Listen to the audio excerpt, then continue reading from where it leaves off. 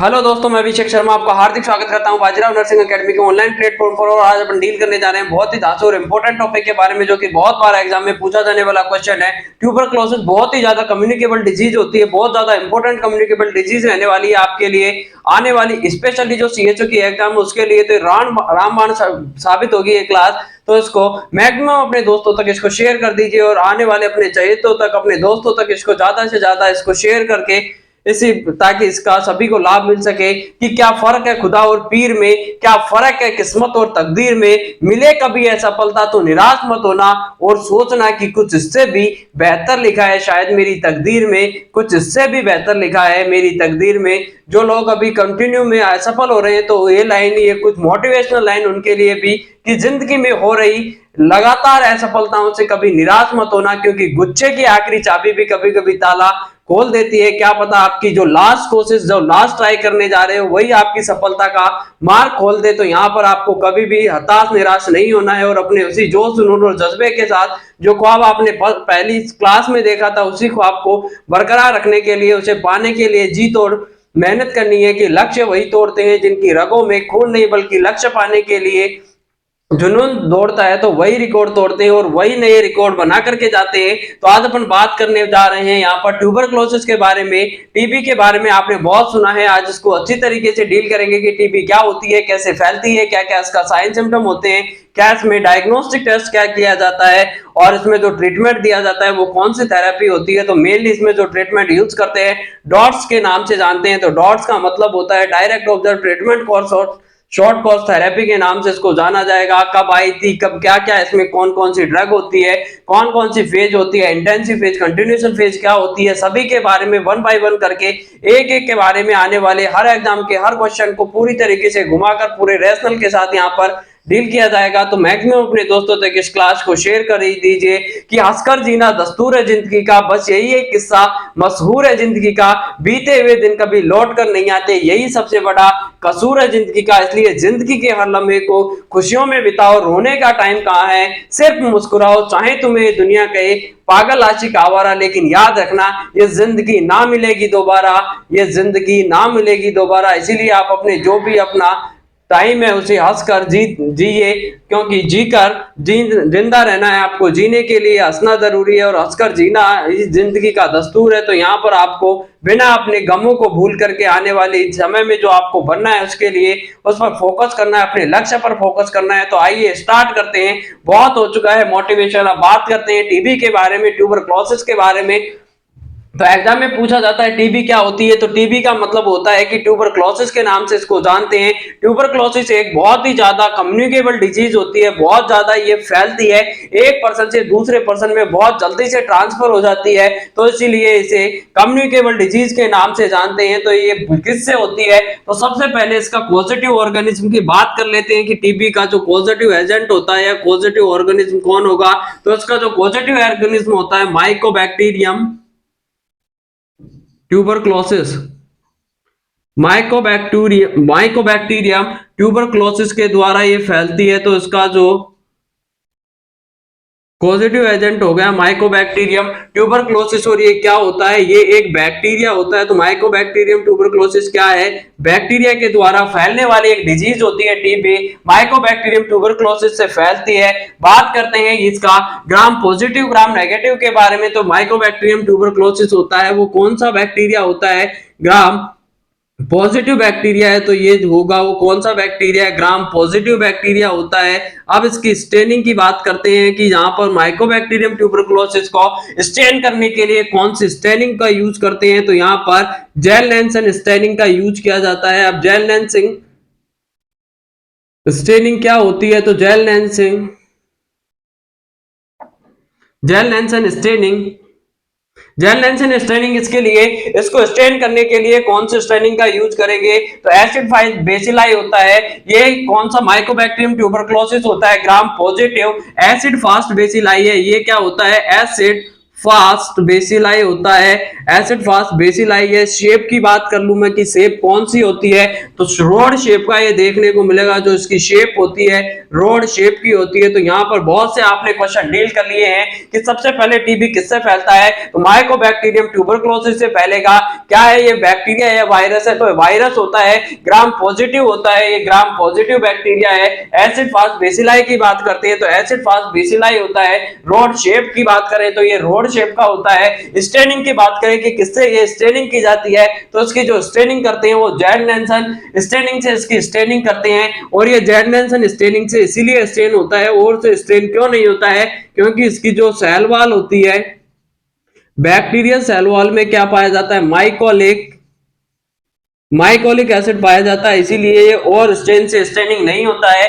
इसीलिए इसे Z Nelson staining या जेड एन स्टेनिंग से इसको स्टेन किया जाता है। इसके बाद में आगे बात करते हैं कि ग्राम जो ट्यूबरक्लोसिस बैक्टीरिया के लिए जो माइकोबैक्टीरियम ट्यूबरक्लोसिस है, it is also known as mycobacterium tuberculosis, it is also known as, इसे नॉन एज किस नाम से जाना जाता है, तो इसे कोच बेसिलाई के नाम से भी जानते हैं कि कोच बेसिलाई। अब कोच बेसिलाई क्यों कहते हैं, अपन ने पहले भी डील किया था कि इसे किसने खोजा था, रॉबर्ट कोच ने इसकी डिस्कवरी करी थी, इसीलिए रॉबर्ट कोच के नाम पर ही इसको क्या नाम रख दिया गया है इस बैक्टीरिया का, तो इसका बैक्टीरिया का नाम रख दिया गया है। रॉबर्ट कोच ने इसको डिस्कवरी करी, इसीलिए इसे कोच बेसिलाई के नाम से भी जानते हैं। अब कब इसकी डिस्कवरी हुई थी, तो इसको डिस्कवरी हुई थी 1882 में, 1882 में रॉबर्ट कोच। अब रॉबर्ट कोच के बारे में एक और क्वेश्चन बता दूं मैं आपको, तो यहां से क्वेश्चनों की लाइन लगाना मैंने स्टार्ट कर दिया है। रॉबर्ट कोच क्या होता है, तो रॉबर्ट कोच को किस नाम से जानते हैं, तो Robert Koch is also known as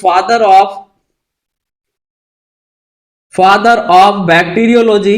father of bacteriology के नाम से किसको जाना जाता है, तो रॉबर्ट कोच को also known as the father of bacteriology. अब फादर ऑफ बैक्टीरियोलॉजी पढ़ लिया, तो यहां पर एक लाइन और लिख लीजिए क्वेश्चन कि फादर ऑफ माइक्रोबायोलॉजी किसे कहेंगे। अगर माइक्रोबायोलॉजी के बारे में पूछ लिया जाए कि माइक्रोबायोलॉजी के फादर कौन है, तो इसे नाम दिया जाता है, किसको कहा जाता है, तो Louis Pasteur. Louis Pasteur is also known as the father of the microbiology. जबकि बात करें फादर ऑफ बैक्टीरियोलॉजी की, तो रॉबर्ट कोच को फादर ऑफ बैक्टीरियोलॉजी के नाम से जाना जाएगा। तो यहाँ पर कम से कम मैंने 10 क्वेश्चन आपको लिखा दिए हैं विद इन 5 मिनट्स में। याद करते हैं क्विक रिव्यू में, इसका जल्दी से रिवीजन कर लीजिए। ट्यूबरक्लोसिस होता है, किससे फैलता है, पॉजिटिव एजेंट माइकोबैक्टीरियम ट्यूबरक्लोसिस होगा। सेकंड नंबर पे क्वेश्चन था कि ये क्या है, बैक्टीरिया है, ग्राम पॉजिटिव है ग्राम नेगेटिव है, तो ग्राम पॉजिटिव बैक्टीरिया होता है। एसिड फास्ट बेसिलाई होता है। शेप की बात करी, रोड शेप का होता है। स्टेनिंग कौन सी करेंगे इसको स्टेन करने के लिए, तो जेड नेल्सन स्टेनिंग या जेल नेल्सन स्टेनिंग या जेड एन स्टेनिंग से इसको स्कैन किया जाता है। क्यों करते हैं, क्योंकि इसमें माइकोलिक एसिड पाया जाता है। इसकी जो सेल वॉल होती है बैक्टीरिया की, वो क्या पाया जाता है, उसमें माइकोलिक एसिड पाया जाता है। माइकोबैक्टीरियम ट्यूबरक्लोसिस को कोच बेसिलाई भी कहते हैं, क्योंकि इसकी डिस्कवरी करी थी रॉबर्ट कोच ने 1882 में। और Robert Koch is also known as the father of bacteriology के नाम से भी रॉबर्ट कोच को जानते हैं। अब सेकंड क्वेश्चन अपने बात किया कि फादर ऑफ माइक्रोबायोलॉजी किसे कहेंगे, तो फादर ऑफ माइक्रोबायोलॉजी कहते हैं लुईस पास्चर को कहेंगे। फादर ऑफ द एपिडेमियोलॉजी किसको पढ़ा था, तो John Snow is the father of the epidemiology. And बात करते हैं फादर ऑफ पीडियाट्रिक की, तो Abraham Jacob is the father of the paediatric. तो यहाँ पर एक और पापा के नाम लिखते जाइए। तो बात करते हैं यहाँ पर फादर ऑफ माइक्रोबायोलॉजी हो गया फादर ऑफ एपिडेमियोलॉजी। एपिडेमियोलॉजी के पिताजी कौन थे, तो फादर ऑफ एपिडेमियोलॉजी कहा जाता है, किसको कहा जाता है, John Snow. John Snow is the father of the epidemiology. And father of the paediatric, fathers of paediatric, paediatric के फादर किसे कहते हैं, तो पीडियाट्रिक के फादर कहा जाता है Abraham Jacob. Abraham Jacob is the father of the paediatric. तो यहाँ पर बहुत से अपन ने पापा की बात कर ली है, कौन से पापा होते हैं, किस नाम से जानते हैं। बहुत से क्वेश्चन आपका एग्जाम में एज इट एज यहाँ से पूछा जाता है, कोई ना कोई क्वेश्चन इस बोर्ड पे से छपकर आपके एग्जाम में मेनली सीएचओ के एग्जाम में उठ करके यहीं से आता है कि क्वेश्चन क्या होता है। बात कर लेते हैं माइकोबैक्टीरियम ट्यूबरक्लोसिस की, जो टीबी होती है, टीबी की बात करें तो TB is also known as TB is also known as social barometer of life. Social barometer of life. Life का सोशल बैरोमीटर के नाम से भी या सोशल बैरोमीटर के नाम से भी जानते हैं। Barometer of the social welfare की बात करें या barometer of the social life या लाइफ की बात करें या सोशल बैरोमीटर की बात करें तो किस नाम से टीबी को जाना जाता है? क्यों जानते हैं? क्योंकि टीबी मेनली देखने को मिलते हैं कौन से एरिया में? पुअर्टी में, गरीब लोगों में देखने को मिलती है। जो लोग स्लम्स में रहते हैं, स्लम्स या झुग्गी झोपड़ियों में रहने वाले लोगों में मेनली देखने को मिलती है। तो यहाँ पर पुअर्टी में, ओवर क्राउडेड एरियाज में रहते हैं जो पीपल, ओवर क्राउडेड एरियाज में रहते हैं उनमें मेनली देखने को मिलती है। इसीलिए इसको social barometer of the life या सोशल बैरोमीटर ऑफ वेलफेयर के नाम से इसको जाना जाता है। तो यहाँ से एक और क्वेश्चन पूछा जाता है, अगर मान लीजिए क्वेश्चन होता है कि टीबी को social barometer of the welfare के नाम से किस कौन से डिजीज को जानते हैं? क्योंकि ये क्या करती है कि यहाँ पर पुअर्टी या जो पुअर कंडीशन होती है, पुअर सोशल कंडीशन को शो करती है। जैसे पुअर्टी वाले लोगों में ज्यादा होती है, जो लोग स्लम्स एरिया में रहते हैं उनमें मेनली देखने को मिलती है। और क्राउडेड वाले जहां पर ज्यादा भीड़ भाड़ वाले जगह पर ये मेनली देखने को मिलती है। बात करते हैं टीबी के टाइप की कि टीबी कितने टाइप्स की होती है। तो अगर कोई यहाँ पे जल्दी से स्क्रीनशॉट लेना चाहता है, क्योंकि बहुत से क्वेश्चन है जो कि एग्जाम में आने वाले हैं, तो यहाँ पर एक और क्वेश्चन मैं बता देता हूँ। बात करते हैं टाइप ऑफ टीबी के बारे में। Types of tuberculosis, type of tuberculosis की बात करें तो मेनली टू टाइप की देखने को मिलती है। टू टाइप्स में कौन कौन सी हो सकती है? फर्स्ट नंबर पे आती है पल्मोनरी टीबी, जो कि लंग्स से संबंधित जो भी टीबी होती है, जहां पर टीबी होगी किसमें रहकर रह जाती है? लंग्स में, लंग्स को अफेक्टेड करती है, पल्मोनरी टीबी कहलाएगी। लेकिन सेकंड नंबर पे जो टीबी आती है extra pulmonary TB, extra pulmonary TB होगी। अब बात करते हैं पल्मोनरी टीबी क्या होती है। तो पल्मोनरी टीबी का मतलब होता है ये मेनली किसको अफेक्टेड करती है? लंग्स या आपके जो फेफड़े होते हैं उनको मेनली अफेक्ट करेगी। तो मेनली किसको अफेक्ट करती है? लंग्स को अफेक्ट करती है। बात करें कितने परसेंटेज देखने को मिलेगी, तो 75 to 85% देखने को मिलती है। अगर 75 से 85% केसेस में जो टीबी होती है वो कौन सी होती है? तो मेनली पल्मोनरी टीबी होगी। एक्स्ट्रा पल्मोनरी टीबी की बात करते हैं तो एक्स्ट्रा पल्मोनरी टीबी होती है मेनली 15 से लेकर के 25% केस में देखने को मिलती है, जिसमें लंग्स के अलावा अदर ऑर्गन्स में फैल जाती है, लंग्स को छोड़ करके। जैसे लिम्फ नोड में तो मोस्ट कॉमन जो एक्स्ट्रा पल्मोनरी टीबी की फॉर्म होती है लिम्फ नोड होती है। इसके बाद में बात करते हैं मोस्ट सीवियर या मोस्ट डेंजर वाली फॉर्म होगी एक्स्ट्रा पल्मोनरी टीबी की, तो मेनिंजेस होती है, जहां पर मेनिंजियल टीबी होगा जिसमें मेनिंजेस को जाकर के अफेक्टेड कर लेती है। मेनिंजेस क्या होती है? ब्रेन की कवरिंग लेयर होती है, डीएपी के नाम से इसको जानते हैं, 3 लेयर से मिलकर बनी हुई होती है।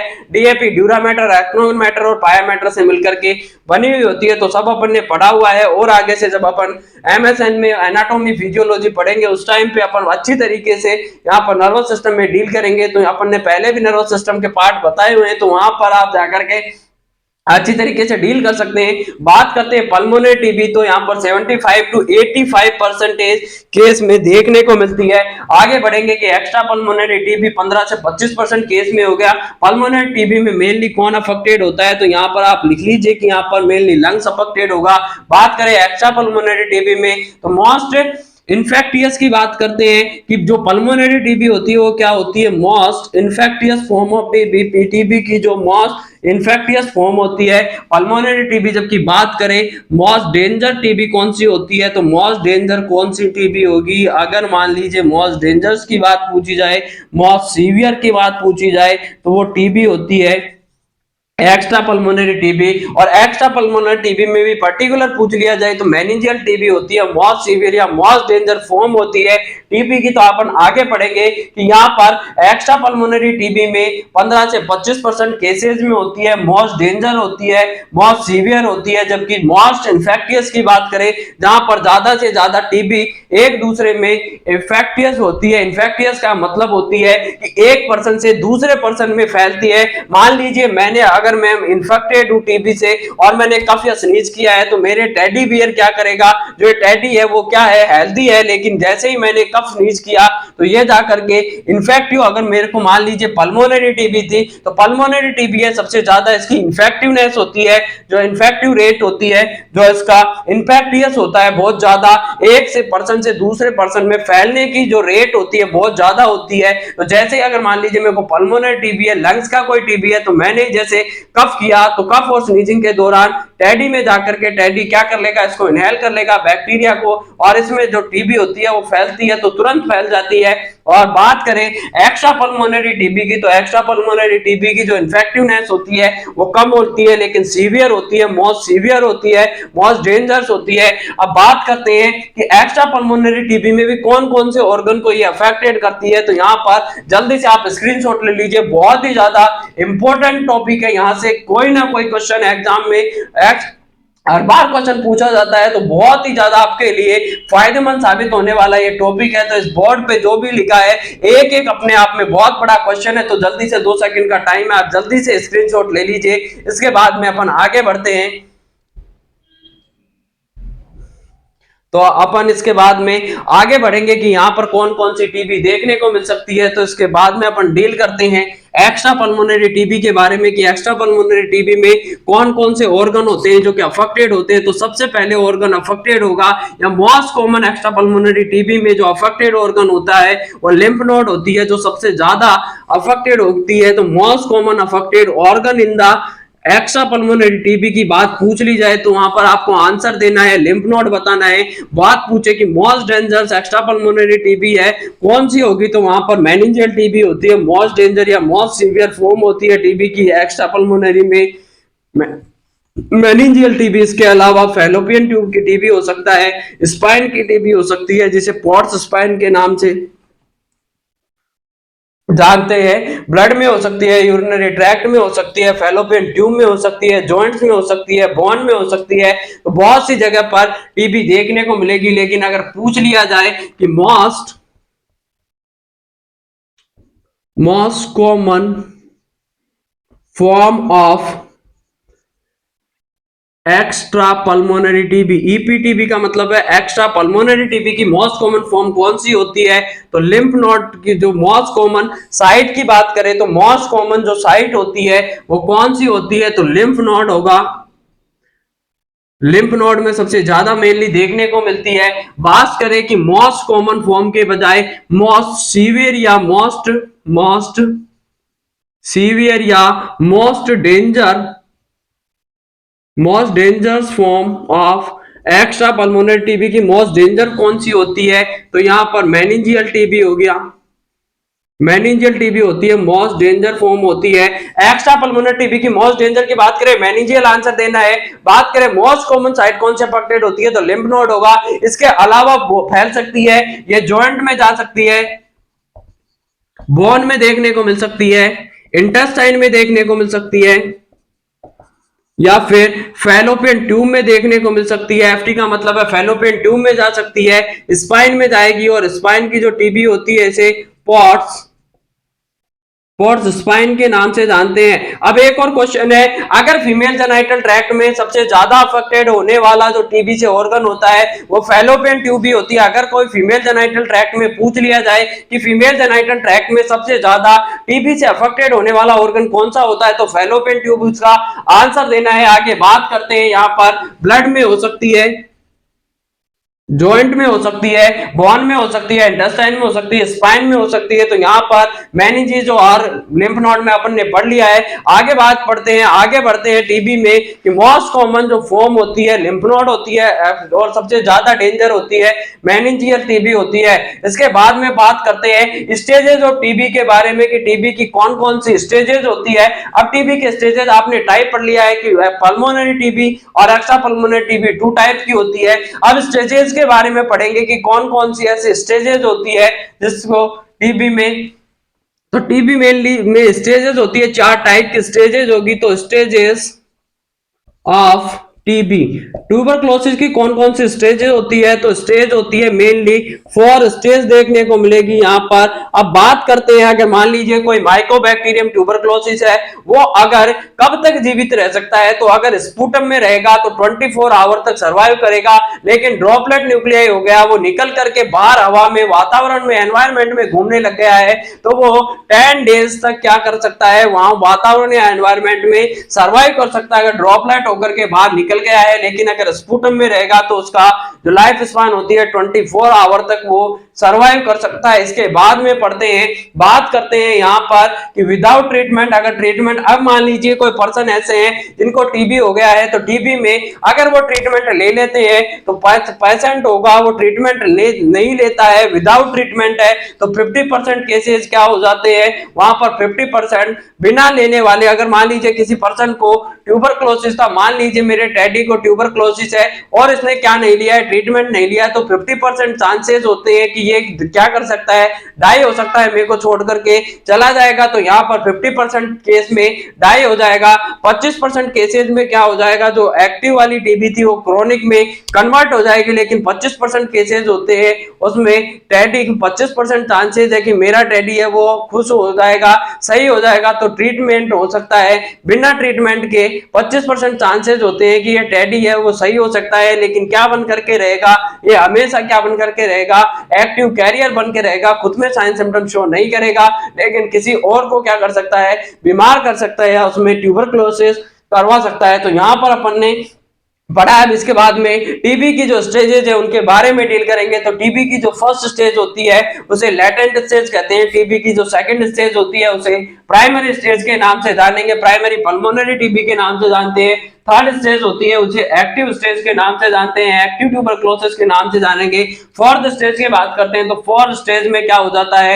एक्स्ट्रा पल्मोनरी टीबी के नाम से जानते हैं। तो यहाँ पर अपन सबसे पहले डील करते हैं स्टेज फर्स्ट के बारे में। तो स्टेज फर्स्ट के बारे में आप यहाँ पर लिखना स्टार्ट करिए कि स्टेज फर्स्ट क्या होती है। स्टेज फर्स्ट होती है उसे लेटेंट टीबी के नाम से जाना जाता है। तो यहाँ पर आपको लिखना है कि stage first is also known as latent TB. Latent TB के नाम से स्टेज फर्स्ट को जाना जाएगा। तो टीबी की जो फर्स्ट फॉर्म होती है उसे लेटेंट स्टेज के नाम से जानते हैं। अब लेटेंट स्टेज में क्या होगा? यहाँ पर टीबी में क्या होता है? ट्यूबरक्लोसिस होती है, इसमें किसी तरीके का कोई active sign and symptom present नहीं होता है, पर्सन होता है वो बिल्कुल एकदम, इसीलिए उसमें किसी तरीके का कोई भी एक्टिव साइन सिम्टम नहीं आएगा, इसीलिए उसका जो डायग्नोसिस होता है वो पॉसिबल नहीं होता है। तो no active sign and symptom and possible जो डायग्नोसिस होता है वो यहाँ पर पॉसिबल नहीं होता है। बात करते हैं सेकंड स्टेज की। स्टेज सेकंड, तो सेकंड स्टेज में क्या देखने को मिलेगा? आप एक एक लाइन लिखते रहिए इसमें साथ के साथ के कि सेकंड स्टेज को पल्मोनरी टीबी के नाम से जानते हैं। तो यहाँ पर प्राइमरी पल्मोनरी टीबी होगी। प्राइमरी पल्मोनरी टीबी का मतलब होता है इसमें स्पेसिफिक साइन एंड सिम्टम आने लग जाएगा। इसका क्या देखने को मिलता है कि यहाँ पर बैक्टीरिया होता है वो रेप्लिकेट होना स्टार्ट हो जाएगा। बैक्टीरिया रिप्लिकेट होगा, यहाँ पर अपने नंबर है उसको, बैक्टीरिया रिप्लिकेट होना स्टार्ट हो जाएगा। और रिप्लिकेशन का मतलब होता है रिप्लिकेशन एंड मल्टीप्लीकेशन। रिप्लिकेशन का ये मतलब होता है कि मल्टीप्लीकेशन होना उसका स्टार्ट हो जाएगा। तो बैक्टीरिया अपना रिप्लिकेशन और मल्टीप्लीकेशन करना स्टार्ट कर देता है।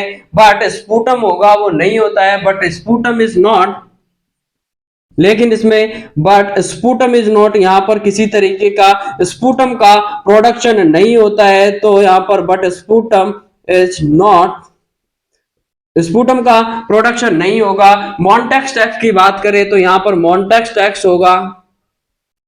मॉन्टेक्स टेस्ट होता है वो पॉजिटिव आने लग जाता है। अब पॉजिटिव मॉन्टेक्स पॉजिटिव आ रहा है तो ये बताता है आपकी कि सेल मीडिएटेड इम्यूनिटी यहाँ पर बनने लग गई है।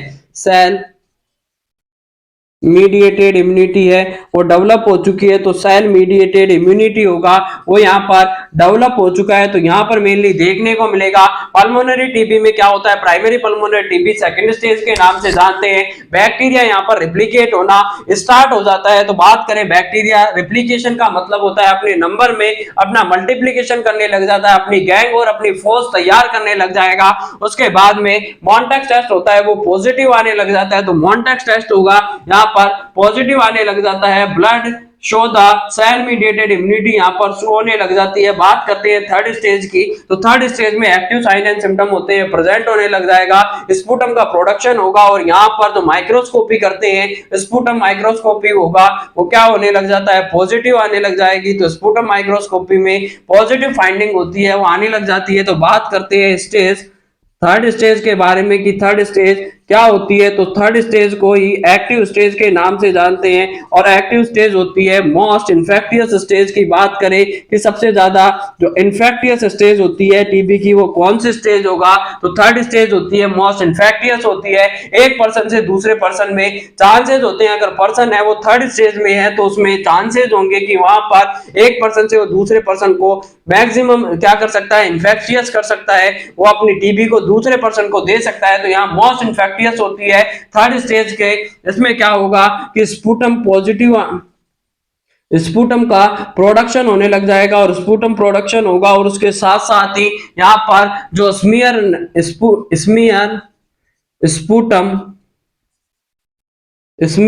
स्पुटम माइक्रोस्कोपी होती है, स्पुटम स्मीयर माइक्रोस्कोपी, वो क्या आने लग जाएगी, पॉजिटिव आने लग जाती है। तो स्टेज थर्ड की बात करें, एक्टिव स्टेज के नाम से जानते हैं, सबसे ज्यादा मोस्ट इन्फेक्टियस स्टेज होती है। स्पुटम प्रोडक्शन होगा, स्पुटम का प्रोडक्शन होने लग जाता है और स्मीयर स्पुटम माइक्रोस्कोपी होती है, पॉजिटिव आने लग जाती है। और यहाँ पर क्या हो सकता है, इसका अच्छी तरीके से इसका साइन और सिम्टम आने लग जाते हैं। तो अच्छी तरीके से आप डायग्नोसिस कर सकते हैं, उसका पता लगा सकते हैं। एक्स्ट्रा पल्मोनरी टीबी की बात करते हैं तो बैक्टीरिया डिसेमिनेट हो जाता है other part of the body के, पल्मोनरी को छोड़ करके अदर पार्ट में चले जाने लग जाता है, लंग्स को छोड़ करके अदर बॉडी पार्ट को भी क्या कर लेगा, इन्वॉल्व कर लेता है। तो फोर्थ स्टेज की बात करें तो फोर्थ स्टेज को एक्स्ट्रा पल्मोनरी टीबी के नाम से जानते हैं। एक्स्ट्रा पल्मोनरी टीबी में क्या होगा, बैक्टीरिया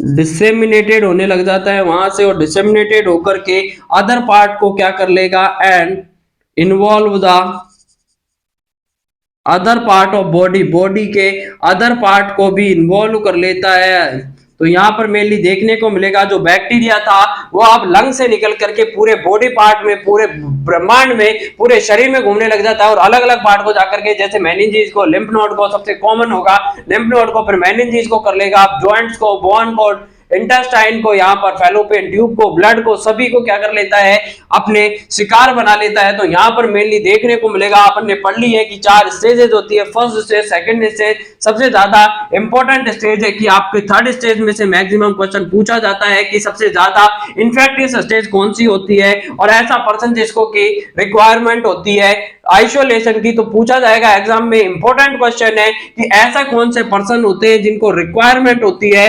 आइसोलेशन की। तो यहाँ पर आप स्टार मार्क लगा करके क्वेश्चन नोट कर लीजिए कि थर्ड स्टेज वाले पर्सन को, थर्ड स्टेज टीबी होती है उसमें रिक्वायर होती है आइसोलेशन की, बाकी जो फर्स्ट और सेकंड होती है उसमें आइसोलेशन की रिक्वायर नहीं होती है, वहां पर आप पर्सन को आइसोलेशन करने की कोई रिक्वायर नहीं है। लेकिन थर्ड स्टेज अगर टीबी है तो उसमें पर्सन को आइसोलेट करने की आवश्यकता होती है, पर्सन को अलग आपको आइसोलेट कमरे में रखना होता है। बात करते हैं यहाँ पर आप आगे कि सबसे ज्यादा, यहाँ पर एक और क्वेश्चन आप नोट कर लीजिए, स्टार मार्क लगा करके आने वाला क्वेश्चन है कि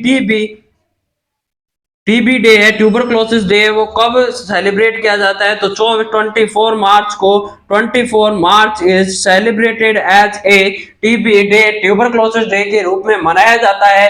24 मार्च को, 24 मार्च को वर्ल्ड टीबी डे यहाँ पर मनाया जाएगा। तो वर्ल्ड टीबी डे कब मनाया जाता है, 24 मार्च को। तो ये भी क्वेश्चन है, आपके एग्जाम में पूछा जाने वाला क्वेश्चन है कि टीबी डे कब मनाते हैं, हार्ट डे कब मनाते हैं। तो अपन ने जब क्लासेस स्टार्ट करी थी वो हार्ट डे के दिन से ही करी थी, 29 सितंबर से अपन ने इसका एनिवर्सरी मनाया था, जहां पर अपन ने बाजीराव नर्सिंग एकेडमी को स्टार्ट किया था हार्ट डे के दिन से। दिल दिवस के दिन से अपन ने अपनी क्लासेस स्टार्ट करी है। तो अगर आपका प्यार इसी तरह से बना रहा तो आगे आने वाले समय में बहुत कुछ करने वाले हैं धीरे धीरे करके, वन बाय वन। तो आपका प्यार इसी तरीके से बना रहना चाहिए। इसी तरीके से आप अपने लक्ष्य को पाने के लिए पूरी जी जान मेहनत करिए। हम हमारा पूरा प्रयास कर रहे हैं। आपको बात करते हैं इसके बाद में कि पैथोफिजियोलॉजी के बारे में। पैथोफिजियोलॉजी बनाने के लिए आप साथ के साथ आपको यहाँ पर समझना है और समझ करके अपने नोट्स बनाने हैं, क्योंकि अपना बोर्ड है ये छोटा रहने वाला है। बहुत बड़ी पैथोफिजियोलॉजी होती है कि टीबी किस तरीके से एक पर्सन से दूसरे पर्सन में जाती है,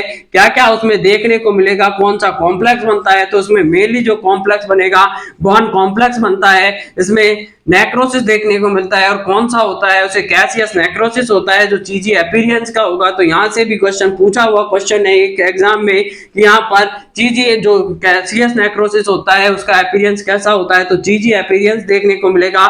आगे बात करते हैं किस तरीके से ट्रांसमिट होती है, कौन सा कॉम्प्लेक्स बनता है। तो यहाँ पर मेनली जो व्हाइट स्पॉट देखने को मिलते हैं वो किसके होते हैं, एक्सरे में अगर व्हाइट स्पॉट नजर आते हैं आपको तो वो ट्यूबरक्लोसिस के जो गॉन कॉम्प्लेक्स बनते हैं उसी के होते हैं। तो यहाँ पर अपन डील करेंगे कि किस तरीके से एक्सरे में क्या क्या दिखाई देगा, किस तरीके से इसका पैथोफिजियोलॉजी होती है। तो आपको यहाँ पर हेडिंग लगाना है कि पैथोफिजियोलॉजी। अब पैथोफिजियोलॉजी का मतलब क्या होता है, पैथोफिजियोलॉजी का मतलब होता है कि डिजीज किस तरीके से आगे बढ़ती है, किस तरीके से डिजीज की प्रोसेस होती है, क्या उसमें कंडीशन होती है और किस तरीके से वो बॉडी को जाकर के हार्म करती है। तो ये सभी पैथोफिजियोलॉजी में आता है। बात करते हैं सबसे पहले कि इन्फेक्टेड पेशेंट ने जैसे ही कफ और स्नीज किया, मान लीजिए टेडी है, क्या है, इन्फेक्टेड है, लेकिन आप कहोगे कि या तो सर आप तो या तो खुद इन्फेक्टेड होते रहते हो या आपके टेडी को इन्फेक्टेड करते रहते हो। तो मेरे दोस्तों इसमें समझने के लिए आप कुछ भी कर सकते हैं। लेकिन जैसे ही मान लीजिए मेरा टेडी इन्फेक्टेड है या मान लीजिए मैं इन्फेक्टेड हूं, तो मान लीजिए मैंने क्या किया,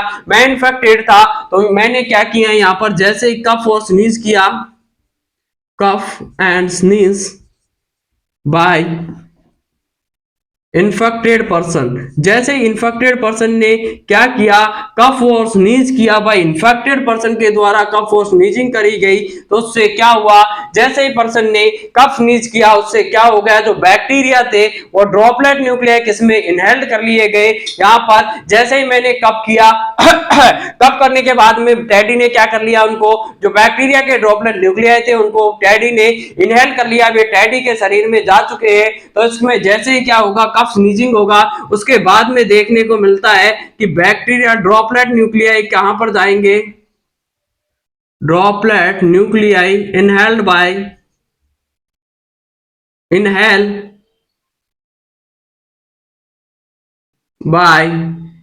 हेल्दी पर्सन, हेल्दी पर्सन के द्वारा उसको इनहेल कर लिया गया। तो अब इनहेल कर लिया गया तो उस हेल्दी पर्सन में चले जाएंगे।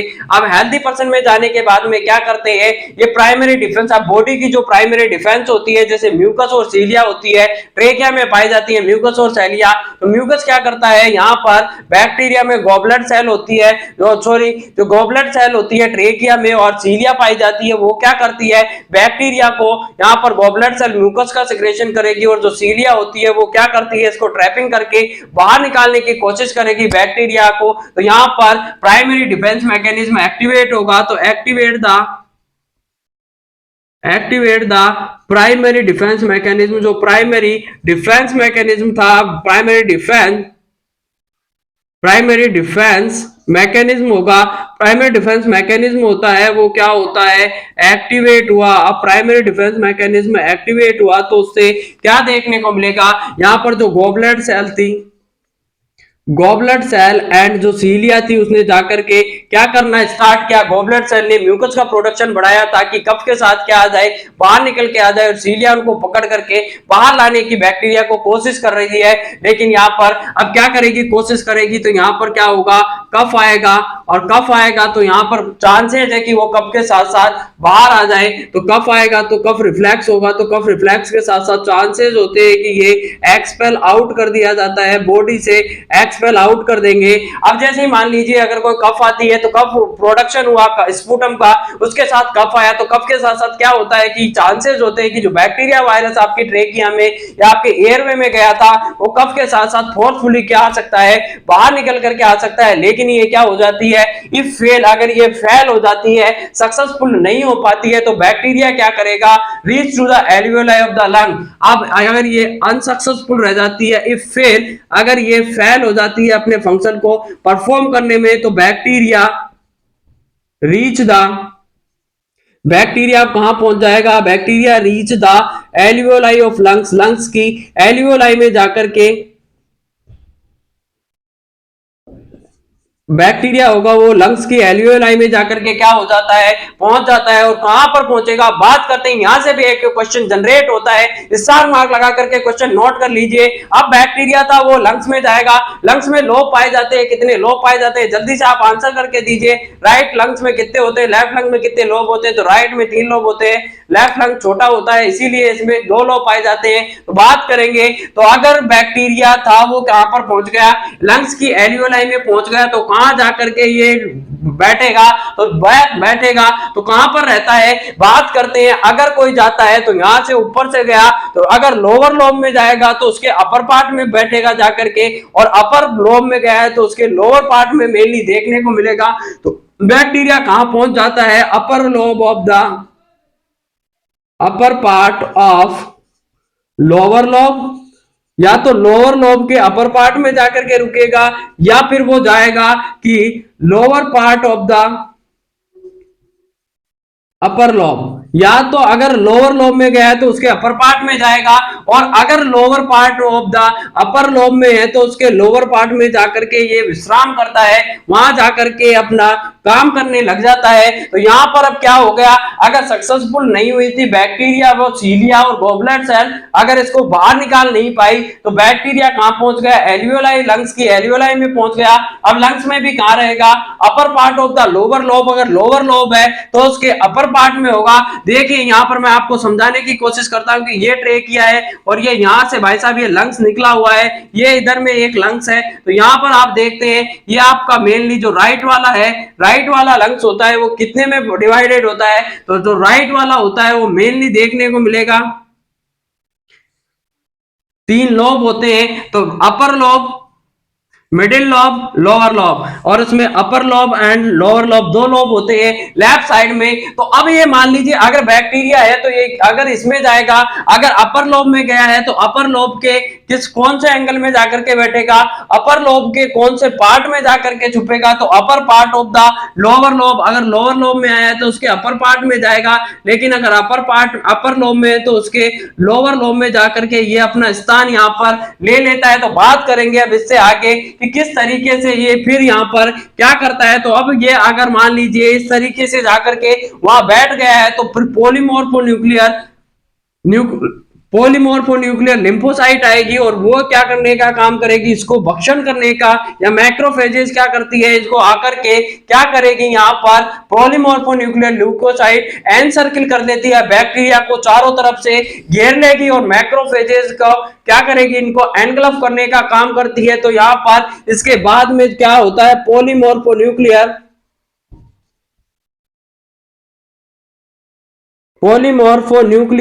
लिम्फोसाइट आती है, और ये क्या कर देती है, एनगल्फ करने की कोशिश करती है। तो पॉलीमोर्फोन्यूक्लियर ल्यूक्लियोसाइट क्या करेगी, इसको एन सर्किल कर लेगी, encircle the bacteria, bacteria को चारों तरफ से घेर लेती है, और उसको क्या करने की कोशिश करती है, एनगल्फ करने की कोशिश करती है। एनगल्फ द बैक्टीरिया को क्या करेगी, निगलने की कोशिश करती है, लेकिन ये सक्सेसफुल नहीं हो पाती है, it is not successful, it not successful, ये सक्सेसफुल नहीं हो पाएगी। और सक्सेसफुल क्यों नहीं हो पाती है, due to the mycolic acid, mycolic acid के कारण ये सक्सेसफुल नहीं हो पाती है। माइकोलिक एसिड था कहां पर, बैक्टीरियल सेल वॉल में माइकोलिक एसिड था, इसलिए पॉलीमोर्फोन्यूक्लियर जो सेल आई थी या मैक्रोफेजेज आई थी वो इसको बैक्टीरिया को एनगल्फ नहीं कर पाएगी, निगल नहीं पाएगी, क्योंकि इसमें क्या था, माइकोलिक एसिड पाया था, इसकी दीवार में या इसकी जो सेल वॉल थी इसमें माइकोलिक एसिड था, इसकी वजह से क्या नहीं होगा, इसको एनगल्फ नहीं कर पाएगी मैक्रोफेजेज। तो इसके बाद में ये क्या करता है, ascend healer lymph node and make the bond complex. अब अगर ये इसको क्या नहीं कर पाई, निगल नहीं पाई, तो ये क्या कर देगा, असेंड डाउनवर्ड ये क्या, सॉरी, जो असेंड करता है, अब ये असेंड करेगा और कहां पर चला जाएगा, तो ये क्या करता है, ascend toward the healer lymph node, ये क्या करेगा, ascend towards the healer lymph node होती है। अब हीलर लिम्फ नोड में ये चला जाएगा, और जब हीलर लिम्फ नोड में ये चला जाता है तो क्या कर देता है, जब यहां पर ये असेंड करेगा toward the healer lymph node की साइड में जाएगा, और वहां पर जाकर के क्या कर लेता है, गोन कॉम्प्लेक्स बना लेगा। तो गोन्स कॉम्प्लेक्स कहां पर बनता है, तो गोन कॉम्प्लेक्स अगर एग्जाम में पूछा जाए कि गोन कॉम्प्लेक्स कहां पे बनेगा, तो गोन कॉम्प्लेक्स बनता है कहां पर बनता है, तो हीलर लिम्फ नोड में बनता है। ये किसकी तरफ जाएगा, अब जब ये माइकोकोलिक एसिड था, इसकी वजह से जो मैक्रोफेजेस थे उनका वो इसका एनगल्फ या इसको निगल नहीं पाई, तो ये किसकी तरफ जाएगा, हीलर लिम्फ नोड की तरफ जाएगा, और हीलर लिम्फ नोड में तरफ जाकर के क्या कर लेता है, ये गोन कॉम्प्लेक्स बना लेता है वहां पर। अब गोन कॉम्प्लेक्स जोड़ करके जियांट सेल बनाते हैं और एल्वियोलाई में शिफ्ट हो जाते हैं। तो जॉइंट गोन कॉम्प्लेक्स साहब वो क्या करेंगे, ज्वाइंट हो जाएंगे और मेक द क्या बना लेते हैं, joint and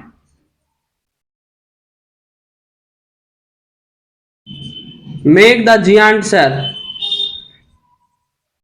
and shift to alveoli, और ये जाकर के एल्वियोलाई में शिफ्ट हो जाती है।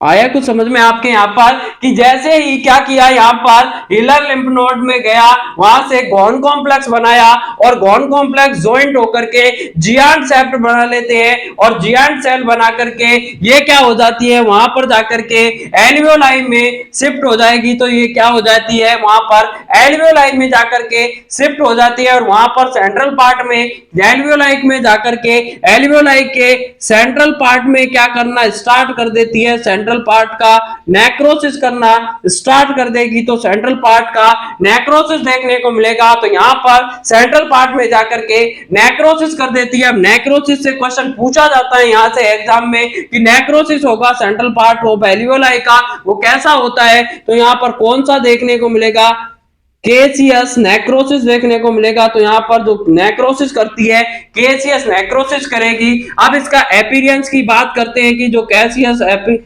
नेक्रोसिस होता है वो उसका एपीरियंस कैसा दिखता है, तो ये चीजी चीजी एपीरियंस देखने को मिलेगा, बिल्कुल किसकी तरह, चीज की तरह देखने को मिलता है। तो यहां पर एग्जाम में क्वेश्चन पूछा जाता है कि जो सेंट्रल पार्ट में नेक्रोसिस होता है वो किसी एक नाम से जानते हैं, तो उसे कैसियस नेक्रोसिस के नाम से जानेंगे। और कैसियस नेक्रोसिस होता है वो कौन सा देखने को मिलेगा, तो चीजी एपीरियंस इसका जो नेक्रोसिस होता है ग्रेनुलर चीजी एपीरियंस देखने को मिलता है। तो एपीरियंस की बात करें तो ग्रेनुलर चीजी एपीरियंस देखने को मिलेगा। इसके बाद में बात करता है कि यहां पर क्या होने लग जाएगा, प्रोलिफरेशन होने लग जाएगा टी सेल का।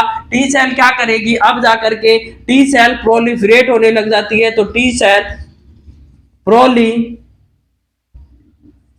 प्रोलिफरेशन, टी सेल का यहाँ पर प्रोलिफरेशन देखने को मिलेगा। किसके कारण, यहाँ पर अब सेल मीडिएटेड इम्यूनिटी होती है वो डेवलप हो जाएगी। सेल मीडिएटेड इम्यूनिटी होती है वो डेवलप होना स्टार्ट कर देती है। तो सेल मीडिएटेड इम्यूनिटी होगी, डेवलप होने लग जाएगी। उसके बाद में क्या होता है, fibrous and circle, fibrous encapsulated calcified structure बन जाएगी, गॉन ट्यूबरकल बन जाएगा। अब पूरी में देखिए यहां पर जब ये बन गया है तो यहां पर क्या बन जाएगा, गॉन ट्यूबरकल। अब ये गॉन ट्यूबरकल का नाम ले लेती है तो इसे कहेंगे गॉन ट्यूबरकल बन गया। अब गॉन ट्यूबरकल में क्या देखने को मिलता है, गॉन ट्यूबरकल में यहाँ पर जो नेक्रोसिस पार्ट था वो फाइब्रोस होने लग जाएगा। जो नेक्रोसिस हुआ था वो क्या हो जाता है, फाइब्रोस होने लग जाएगा, बिल्कुल उसमें फाइब्रोसिस होने लग जाता है। एनकैप्सुलेटेड होता है, एनकैप्सुलेटेड हो जाएगा, फाइब्रोस हो जाएगा, वहां पर फाइब्रोसिस या स्कैरिंग होने लग जाती है और कैल्सिफाइड स्ट्रक्चर बन जाती है। तो यहां पर जो स्ट्रक्चर होगी वो कैल्सिफाइड हो जाएगी।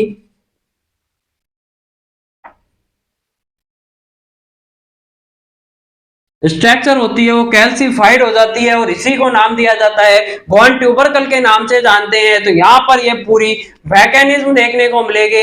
इसके बाद में इम्यूनो कॉम्प्रोमाइज सिचुएशन होती है वो डेवलप हो जाती है और जो लेयर होती है वो लिक्विफायर होकर के ड्रेन होने लग जाएगी। बाद में स्पूटम का प्रोडक्शन होने लग जाता है। तो यहाँ पर बाद में क्या होने लग जाएगा, स्पूटम प्रोडक्शन और स्पूटम प्रोडक्शन होता है। तो स्पूटम में जो माइक्रोस्कोपी होती है, स्पूटम माइक्रोस्कोपी वो पॉजिटिव आने लग जाती है और ये स्पूटम में देखने को मिलेगा, ब्रोंकस में जाएगा, स्पूटम में देखने को मिलेगा ब्लड वेसल से लिम्फेटिक वेसल, लिम्फेटिक वेसल से ब्लड स्ट्रीम और ब्लड स्ट्रीम से बाद में एक्स्ट्रा पल्मोनरी टीबी कर देता है। तो इसको एक बार क्विक रिवीजन में जल्दी से समझ लेते हैं कि जैसे ही मान लीजिए किसी इन्फेक्टेड पर्सन ने काफी स्नीजिंग करी, खांसने या छींकने से हेल्दी पर्सन में गया, अब हेल्दी पर्सन में क्या देखने को मिला, ड्रॉपलेट न्यूक्लियाई उसने हेल्दी पर्सन ने इनहेल कर लिए। तो उसके बाद में जो एक्टिव था एक्टिवेट करेगा primary, activate the primary defence mechanism activate होगी जो गॉबलेट सेल में और सीलिया में होती है, ट्रेकिया में पाई जाती है। वहां पर गॉबलेट सेल म्यूकस का प्रोडक्शन बढ़ा देगी और सीलिया उसको ट्रैपिंग करके आउटसाइड में कब आएगा, कब रिफ्लेक्स आएगा और आउटसाइड उसको एक्सपेल करने की कोशिश करती है। अगर ये फेल हो जाती है तो एल्वियोलाई तक बैक्टीरिया होता है वो लंग्स की एल्वियोलाई में पहुंच जाएगा। अब एल्वियोलाई में कहां जाकर के रुकेगा, लंग्स में। तो upper part of the lower lobe के अपर पार्ट में जाकर के रुकेगा and upper part of the lower upper lobe के लोअर पार्ट में जाके बैठेगा। लेकिन लोअर लोब है तो उसके अपर पार्ट में जाकर के ये बैक्टीरिया जाकर के पहुंच जाता है। उसके बाद में पॉलीमॉर्फोन्यूक्लियर लिम्फोसाइट आती है और वो क्या कर लेती है, अनसर्कल कर लेती है बैक्टीरिया को और मैक्रोफेजेस क्या करेगी, इसको एनगल्फ करने की कोशिश करेगी। लेकिन इसमें माइकोलिक एसिड पाया जाता है, उसकी वजह से ये इसको एनगल्फ या निगल नहीं पाती है। तो वो क्या कर जाएगा, हिलार लिम्फ नोड की तरफ जाने लग जाता है और गॉन कॉम्प्लेक्स बना लेगा। उसके बाद में गॉन कॉम्प्लेक्स जॉइंट होकर के जियांट सेल बना लेते हैं और एल्वियोलाई में जाकर के ये शिफ्ट हो जाता है। बात करें उसके बाद में सेंट्रल पार्ट का नेक्रोसिस देखने को मिलेगा, जिसे कैसियस नेक्रोसिस के नाम से जाते हैं। ग्रेनुलार इसका चीजी अपीयरेंस देखने को मिलेगा। तो एग्जाम में क्वेश्चन पूछा हुआ क्वेश्चन है कि सेंट्रल पार्ट का जो नेक्रोसिस होता है कैसियस नेक्रोसिस, उसमें कौन सा उसका अपीयरेंस देखने को मिलता है। तो ग्रेनुलार चीजी अपीयरेंस देखने को मिलेगा। टी लिम्फोसाइट का या टी सेल का प्रोलिफरेशन होगा, सेल मीडिएटेड इम्यूनिटी बनेगी, गॉन कॉम्प्लेक्स की जगह गॉन ट्यूबरकल बन जाएगा, वो फाइब्रोसिस एनकैप्सुलेटेड कैल्सिफाइड स्ट्रक्चर हो जाती है। पर बाद में स्पूटम का प्रोडक्शन होने लग जाता है। तो यहाँ पर ये पूरी मैकेनिज्म ऑफ एक्शन था कि किस तरीके से इसकी पैथोफिजियोलॉजी थी, किस तरीके से बैक्टीरिया बॉडी के अंदर एंटर करता है और उसके बाद में अपना रंग दिखाना शुरू कर देता है। तो यहाँ पर कि क्या फर्क है खुदा और पीर में, क्या फर्क है किस्मत और तकदीर में। मिले कभी असफलता तो निराश मत होना और सोचना है कि कुछ इससे भी बेहतर लिखा है मेरी तकदीर में, कुछ इससे भी बेहतर लिखा है मेरी तकदीर में। कि मंजिल को बुलाकर जिया तो क्या जिया, है दम तुझमें तो उसे पाकर दिखा, लिख दे खून से अपने कामयाबी की कहानी और बोल दे उस किस्मत को कि है दम तुझमें तो उसे मिटा कर दिखा, उसे मिटा करके दिखा। तो यहाँ पर आपको अपनी किस्मत के सहारे नहीं बैठना है, आपको आज मेहनत करनी है। क्योंकि जो लोग मेहनत करते हैं वो अक्सर किस्मत की बातें नहीं करते हैं। तो जो अपनी मेहनत पर या अपने कदमों की काबिलियत पर विश्वास करते हैं वो अक्सर एक दिन मंजिल को पा ही लेते हैं। तो आपको अपनी मंजिल को पाना है, अपने सपनों को पाना है, अपने लक्ष्य को पाना है, अपने जोश जुनून के साथ, जज्बे के साथ, उसी मेहनत के साथ में आपको पढ़ाई करनी है और आपका लक्ष्य को पाकर के जीत हासिल करनी है। तो आपको जीतने का जुनून रखना है हमेशा, कभी भी आपको हारना नहीं है। ना परिस्थितियों से हारना है, ना किसी और से हारना है। क्योंकि आपको इसके लिए अब परिस्थितियां होती है, सभी के लिए एक समान नहीं होती है, एक जैसी परिस्थितियां होती है लेकिन अलग अलग पर्सन में उसका अलग अलग देखने को मिलता है। जैसे अगर मान लीजिए कि अगर अंडे को पानी में उबाला जाता है तो वो अपना कठोर हो जाता है उबल करके, अगर उसी जगह पर अगर आलू को पानी में उबालते हैं तो नरम होकर के मुलायम हो जाता है। लेकिन अगर पानी में चाय को डाला जाता है, चाय पत्ती को डाला जाता है तो पानी को ही बदल करके उसका रंग बदल देती है। इसीलिए आपको जो परिस्थितियां हैं उनको अपने आप क्या कर देना है, उनको हैंडल करके उसका परिणाम था उसी को चेंज कर देना है। तो परिस्थितियों से घबरा कर भागना नहीं है, यहाँ पर परिस्थितियों को आपको मात देनी है।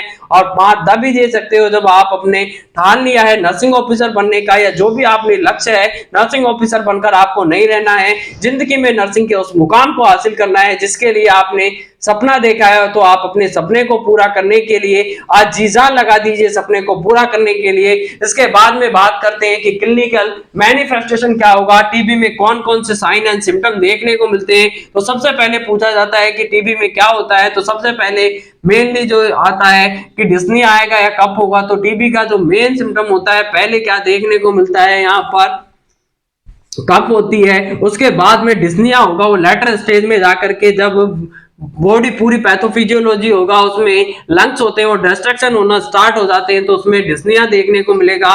तो फर्स्ट साइन पे आता है यहाँ पर कि उसको कफ होती है। पर्सन को क्या होगा, कफ होती है। कफ भी कब होती है, नाइट में, आफ्टर इवनिंग के बाद में ज्यादा देखने को मिलेगा। जैसे जैसे नाइट होती है, नाइट में ज्यादा कफ देखने को मिलती है। बात करते हैं सेकंड नंबर पे कि उसको स्वेटिंग होगी, और स्वेटिंग कब होती है, इवनिंग में या नाइट स्वेटिंग देखने को मिलेगा। नाइट स्वेटिंग उसमें देखने को मिलेगी। नाइट टाइम में कब का प्रोडक्शन होता है, ज्यादा देखने को मिलता है। हल्का उसमें क्या देखने को मिलेगा, लो ग्रेड फीवर। तो कभी भी टीबी में हाई ग्रेड फीवर नहीं आता है, टीबी में हमेशा लो ग्रेड फीवर आता है। तो आंसर में अगर पूछा जाए कि टीबी में ट्यूबरक्लोसिस में हाई ग्रेड फीवर आता है, लो ग्रेड फीवर आता है, तो आंसर देना है आपको कि यहाँ पर टीबी में ट्यूबरक्लोसिस में मेनली लो ग्रेड फीवर देखने को मिलेगा। तो साइन एंड सिम्टम की बात कर लेते हैं, या क्लिनिकल मैनिफेस्टेशन की बात कर ले, साइन सिम्टम की बात कर लेते हैं। यहाँ पर तो बात करेंगे सबसे पहले कि कफ होता है, और कफ कब से ज्यादा, कफ में अगर मोर देन 2 वीक से ज्यादा का कफ है तो आपको क्या करवाना है, स्पूटम का माइक्रोस्कोपी करवानी है, कफ की जांच करवानी है टीबी के लिए। सेकंड नंबर पे माइल्ड टू मॉडरेट फीवर देखने को मिलेगा, माइल्ड से मॉडरेट फीवर देखने को मिलेगा, और उसे ही नाम दिया जाता है, एग्जाम में पूछा जाता है, लो ग्रेड फीवर देखने को मिलेगा। और लो ग्रेड फीवर कब आता है, ये शाम को, इवनिंग में, आफ्टरनून देखने को मिलेगा, आफ्टरनून यानी कि नाइट में मेनली देखने को मिलता है। आफ्टरनून के बाद में जैसे जैसे इवनिंग होगा, फिर यहाँ पर mild to moderate low grade fever देखने को मिलेगा। After low grade fever afternoon होगा, लो ग्रेड आफ्टरनून फीवर देखने को मिलता है, तो लो ग्रेड आफ्टरनून फीवर देखने को मिलेगा। तो यहाँ पर इसे कौन सा ग्रेड फीवर है, लो ग्रेड है, माइल्ड टू मॉडरेट होता है, यहाँ पर हाई ग्रेड फीवर नहीं होता है। बात करते हैं इसके बाद में कि क्या देखने को मिलेगा, तो माइल्ड टू मॉडरेट कफ हो गया, माइल्ड टू मॉडरेट हो गया। इसके बाद में देखने को मिलता है कि उसमें एनोरेक्सिया होगा। एनोरेक्सिया का मतलब होता है लॉस ऑफ एपेटाइट। ये भी एग्जाम में पूछा हुआ क्वेश्चन है, पटना एम्स ने पूछा था कि एनोरेक्सिया क्या होता है। एनोरेक्सिया का मतलब है लॉस ऑफ एपेटाइट के नाम से इसको जाना जाता है। नोजिया होगा, नोजिया करवा सकता है, यानी कि जी मत लाने वाली कंडीशन डेवलप हो सकती है। इसमें वेट होगा, वो क्या हो जाएगा, वेट लॉस होने लग जाता है। वेट होगा वो धीरे धीरे करके कम होने लग जाएगा, क्योंकि इसमें भूख नहीं लगेगी। जब भूख नहीं लगती है तो पर्सन होता है कुछ खाता नहीं है तो उसका वेट होने लग जाता है कम। अब क्यों नहीं खा पाता है, क्योंकि सारे दिन इसको कफ आती रहती है, तो कफ की वजह से परेशान होकर के क्या हो जाता है, वो खाना बंद कर देता है। नोजिया वाली कंडीशन होगा, वेट लॉस होगा, एनोरेक्सिया होगा। इसके बाद में बात करते हैं हिमोप्टाइसिस की बात करेंगे। तो हिमोप्टाइसिस का मतलब होता है, हिमोप्टाइसिस का मतलब होगा कि स्पूट ब्लड इन स्पूटम प्रोडक्शन हो रहा था। अब स्पूटम में अगर ब्लड आने लग जाता है तो उसे हिमोप्टाइसिस कहते हैं। अब हिमोप्टाइसिस के बाद में 3 क्वेश्चन आप यहाँ पर अलग लिख लीजिए, ये इसके क्लिनिकल मैनिफेस्टेशन नहीं है, लेकिन एग्जाम में पूछे जाने वाले क्वेश्चन है। हिमोप्टाइसिस का मतलब हो गया कि ब्लड इन स्पूटम। बात करें हेमेटेमेसिस की कि हेमेटेमेसिस क्या होता है, तो हेमेटेमेसिस का मतलब होगा ब्लड इन वॉमिटिंग। अगर वॉमिटिंग में ब्लड आता है, उल्टी में अगर ब्लड देखने को मिलता है तो हेमेटेमेसिस कहेंगे। बात करेंगे अगर स्टूल में ब्लड आता है, अब स्टूल में कौन सा ब्लड आता है, ओकल्ट ब्लड आ रहा है, तो उसे कहा जाएगा मेलेना। और मेलेना का मतलब होता है, ओकल्ट ब्लड को क्या नाम दिया जाता है, मेलेना। और ये किसमें होता है, अगर ये ओकल्ट ब्लड कब आएगा, जब या तो गैस्ट्रिक में, या फिर स्टमक में, या फिर आपके जो स्मॉल इंटेस्टाइन है उसमें ब्लीडिंग होती है, मेलेना देखने को मिलेगा। लेकिन अगर फ्रेश ब्लड आता है तो उसे हेमेटोचीजिया के नाम से जानते हैं। हेमेटोचीजिया में क्या होता है, फ्रेश ब्लड इन स्टूल, अगर स्टूल में फ्रेश ब्लड आ रहा है, ओकल्ट ब्लड इन स्टूल, अगर ओकल्ट ब्लड है स्टूल में तो क्या कहेंगे, उसे मेलेना कहेंगे।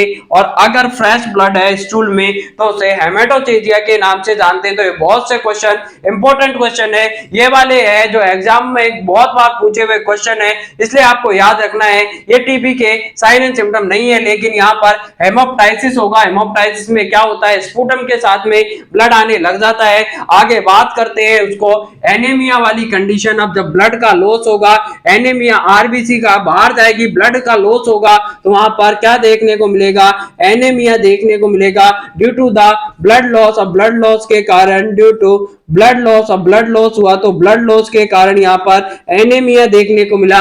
आगे बात करते हैं उसको ईजी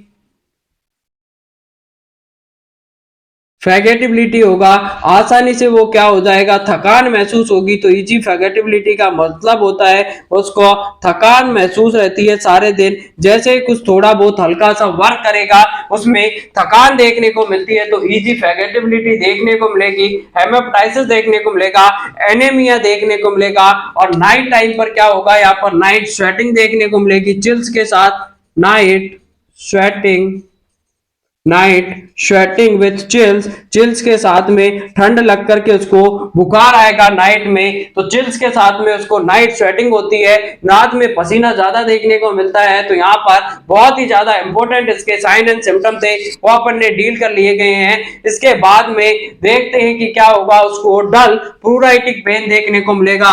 अब बात करते हैं डल प्लूराइटिक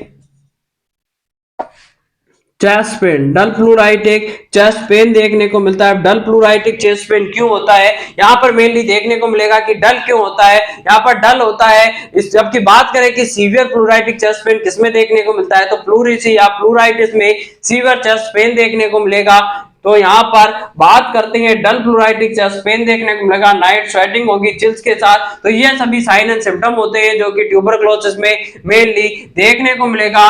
बात करें यहाँ पर लास्ट में जाकर के डिस्निया डेवलप हो जाएगा। अब डिस्निया डेवलप क्यों हो जाता है, जब लंग्स होते हैं उसका डिस्ट्रक्शन होने लग जाएगा धीरे धीरे। तो यहाँ पर dyspnoea at later stage, later stage में डिस्निया आता है, फर्स्ट स्टेज में पहले क्या होती है, इसको कफिंग आने लग जाती है। तो ये सभी क्या थे, इसके क्लिनिकल मैनिफेस्टेशन थे। बात करते हैं इसके बाद में कि इसका क्लिनिकल मैनिफेस्टेशन में देख लिए, इसके बाद में देखेंगे कि इसका डायग्नोसिस कैसे करना है। तो डायग्नोसिस के लिए बहुत सारे टूल है। सबसे पहले तो आपको जो साइन एंड सिम्टम लगा करके देखकर पता लग जाएगा कि अगर उसको कफिंग हो रही है 2 वीक से ज्यादा है, एनोरेक्सिया, नोजिया, वोमिटिंग वाली कंडीशन है, नाइट में mild to moderate low grade fever आ रहा है, स्वेटिंग हो रही है, हिमोप्टाइसिस है, वेट लॉस हो रहा है, एनीमिया है, इजी फैटिबिलिटी है, नाइट स्वेटिंग हो रही है, डल प्लूराइटिक चेस्ट पेन है, डिस्निया है। तो उसी से आप एक डायग्नोसिस बना सकते हैं और मोटा मोटा सा आपको अंदाजा हो जाएगा कि इसको क्या हो सकता है, ट्यूबरक्लोसिस हो सकती है।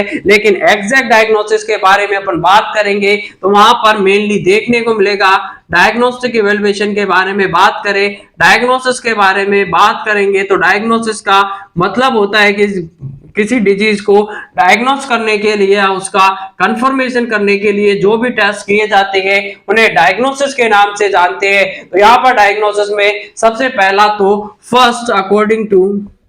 फर्स्ट डायग्नोसिस तो अकॉर्डिंग टू क्लिनिकल मैनिफेस्टेशन से कर लेंगे, साइन और सिम्टम से कर लेंगे। तो पहला तो हो गया कि अकॉर्डिंग टू साइन सिम्टम के अनुसार कर लो। सेकंड नंबर पे करते हैं कि वहां पर आपको क्या करना है, मॉन्टेक्स टेस्ट करना है। अब मॉन्टेक्स टेस्ट क्या होता है, मॉन्टेक्स टेस्ट के बारे में, मॉन्टेक्स टेस्ट और मॉन्टेक्स टेस्ट से यहाँ से बहुत से एग्जाम में बहुत ही ज्यादा इंपॉर्टेंट है, सबसे ज्यादा बार पूछा जाने वाला जो क्वेश्चन है मॉन्टेक्स टेस्ट। यहाँ से आप बहुत से क्वेश्चन अपन डील करने जा रहे हैं, तो ज्यादा से ज्यादा अपना यहाँ पर फोकस करिए कि मॉन्टेक्स टेस्ट क्या होता है। तो मॉन्टेक्स टेस्ट पहली बात तो कर लेते हैं कि मॉन्टेक्स टेस्ट होता है वो कंफर्मेटरी टेस्ट नहीं होता है ट्यूबरक्लोसिस के लिए। तो सबसे पहले तो लिखना है it is not a confirmatory test, confirmatory test नहीं है। ये क्या है, केवल एक ससेप्टिबल टेस्ट होता है, तो कन्फर्मेटरी टेस्ट नहीं है। तो कौन सा टेस्ट होगा, ससेप्टी बल टेस्ट है, केवल इससे ससेप्टिबिलिटी का पता लगा सकते हैं कि इसको टीबी हो सकती है। अपन मॉन्टेक्स टेस्ट पॉजिटिव आने के बाद यह नहीं कह सकते कि उसको टीबी है ही है, लेकिन इसको मॉन्टेक्स करके टेस्ट करके ये पता लगा सकते हैं कि इसको टीबी हो सकती है और है में बहुत ज्यादा फर्क होता है। तो ससेप्टिबिलिटी को बताता है कि यहाँ पर टीबी हो सकती है, कंफर्मेटरी टेस्ट नहीं होता है मॉन्टेक्स टेस्ट। मॉन्टेक्स टेस्ट क्या होता है इसके बारे में पढ़ते हैं। ये क्या होता है, ट्यूबरकुलिन टेस्ट का पार्ट होता है। तो यहां पर आपको लिखना है it is a part of tuberculin test का पार्ट होता है। तो यहां पर ट्यूबरकुलिन टेस्ट का एक पार्ट होता है। आगे बात करेंगे ट्यूबरकुलिन टेस्ट के बाद में कि इसमें मॉन्टेक्स टेस्ट कर सकते हैं। तो मॉन्टेक्स टेस्ट के लिए क्या कौन सी निडल यूज करते हैं, कौन सी सिरिंज यूज करते हैं। तो यहां पर मॉन्टेक्स टेस्ट जब भी करते हैं उसमें क्या किया जाता है, प्यूरिफाइड प्रोटीन डेरिवेटिव्स में इंजेक्ट करेंगे। तो यहां पर इंजेक्ट क्या करनी है, inject the 0.1 ml PPD, purified protein derivative. PPD का मतलब होता है प्यूरिफाइड प्रोटीन डेरिवेटिव। पीपीडी का इसमें क्या किया जाता है, यहां पर इंसर्शन करते हैं, इंजेक्ट करेंगे पीपीडी को। 0.1 ml PPD protein purified derivative का यहाँ पर इंजेक्ट किया जाता है, 0.1 ml देते हैं। अब इसमें सिरिंज कौन सी काम में लेंगे, तो सिरिंज लेते हैं, वो कौन सी सिरिंज होती है, तो मॉन्टेक्स टेस्ट लेने के लिए ट्यूबरकुलिन सिरिंज का यूज किया जाता है। और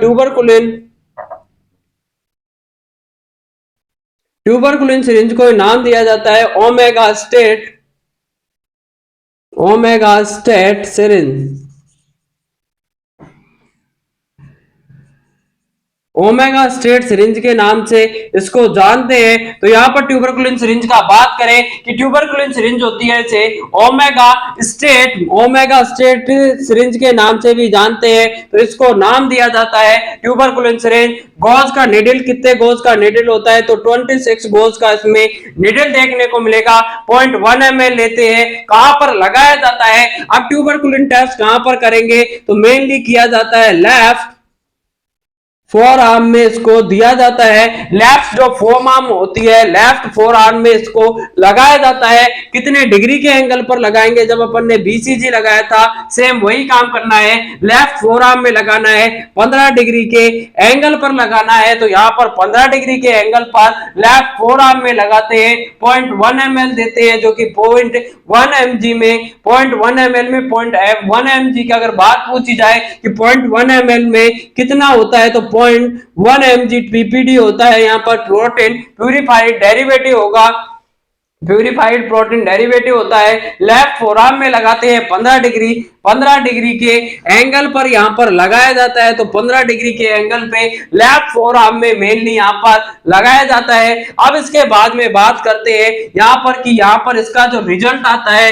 रिजल्ट कब देखना है। अब आपने मान लीजिए आज यहाँ पर लगा दिया है, तो रिजल्ट आपको कब देखना है, 48 से 72 घंटे के बाद देखना है। 48 से 72 आवर्स के बाद में यहाँ पर आपको रिजल्ट देखना होता है। ये नहीं कि आपने अभी लगाया और शाम को रिजल्ट देखना है, ऐसा नहीं करना है। आफ्टर 48 टू 72 आवर्स के बाद में इसका रिजल्ट देखना है। और इसमें भी जो अगर एक पूछा जाए दोनों में से, तो 72 होता है। बेस्ट आंसर देना है आपको कि 48, 72, 24 और जिनमें दोनों चारों अलग अलग आ जाए, तो आंसर देना है कि 72 आवर्स पर बेस्ट रिजल्ट देखने को मिलेगा। रिएक्शन को ऑब्जर्व करेंगे 48 से 72 घंटे के बाद में। उसके बाद में अब ड्यूरेशन की बात करते हैं। इसमें जो ड्यूरेशन होगा एमएम का, उसमें ड्यूरेशन बनता है रेड कलर का, इसका ड्यूरेशन देखने को मिलेगा। तो if the duration is less than 5 mm, अगर इसमें रेड इंड्यूरेशन की बात करें तो इसमें इंड्यूरेशन बनता है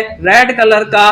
जो इंड्यूरेशन बनेगा वो अब यहाँ पर, अब जैसे ही आपने क्या लगाया, ट्यूबरकुलिन टेस्ट लगाया है, तो उसके लिए आपको क्या बनना चाहिए, एक बल्ब बनना चाहिए। क्योंकि एपिडर्मिस में लगाते हैं ऊपर 15 डिग्री के एंगल पर लगाएंगे, तो वहां पर क्या देखने को मिलेगा, जब भी यहाँ पर टेस्ट लगाते हैं तो वहां पर आपको एक बल्ब बनेगा। क्योंकि 0.1 ml देते हैं, स्किन के ऊपर ऐसे का ऐसे एक बल्ब सा नजर आएगा। तो वहां पर आपने ठीक लगाया। बात करते हैं ड्यूरेशन की, एमएम में देखेंगे कि एमएम में कितना इसका ड्यूरेशन या कलर होता है वो रेड कलर का वहां पर देखने को मिलेगा। तो यहाँ पर जैसे ही आपने लैब प्रोग्राम में लगाया तो वहां पर क्या कर लेना है, मार्क द एरिया, एरिया को मार्क करना है। यहाँ पर जहां पर आपने, अगर आपने लेफ्ट आर्म में यहाँ पर लगाया तो एरिया को आप क्या कर दीजिए, वहां पर पेन से मार्किंग कर दीजिए, तो आपको पता रहेगा कि आपने कहां पर क्या इंजेक्शन लगाया था। इन ड्यूरेशन की बात करते हैं तो in duration if less than 5, अगर 5 mm से कम का देखने को मिलता है तो यहाँ पर ड्यूरेशन है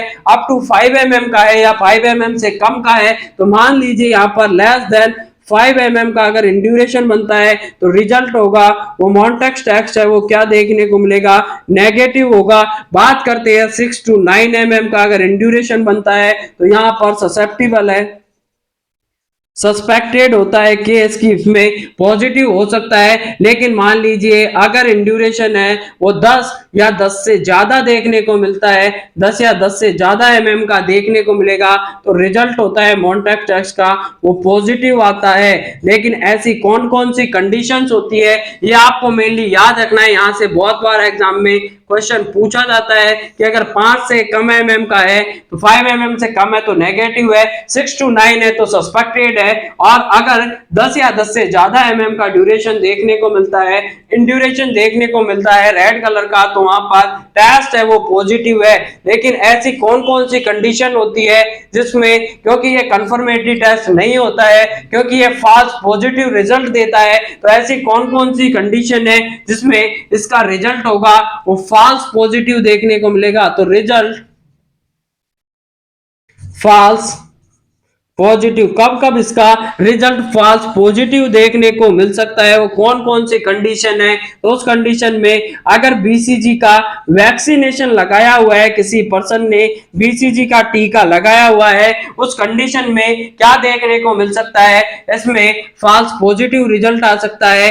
अगर कोई पर्सन है उसको 2 डीप इंजेक्शन लगा दिया, 2 डीप इंजेक्शन लगा दिया तो भी उसमें ड्यूरेशन होगा ज्यादा देखने को मिल सकता है। अगर मान लीजिए कोई प्रीवियसली ट्रीटेड पेशेंट है,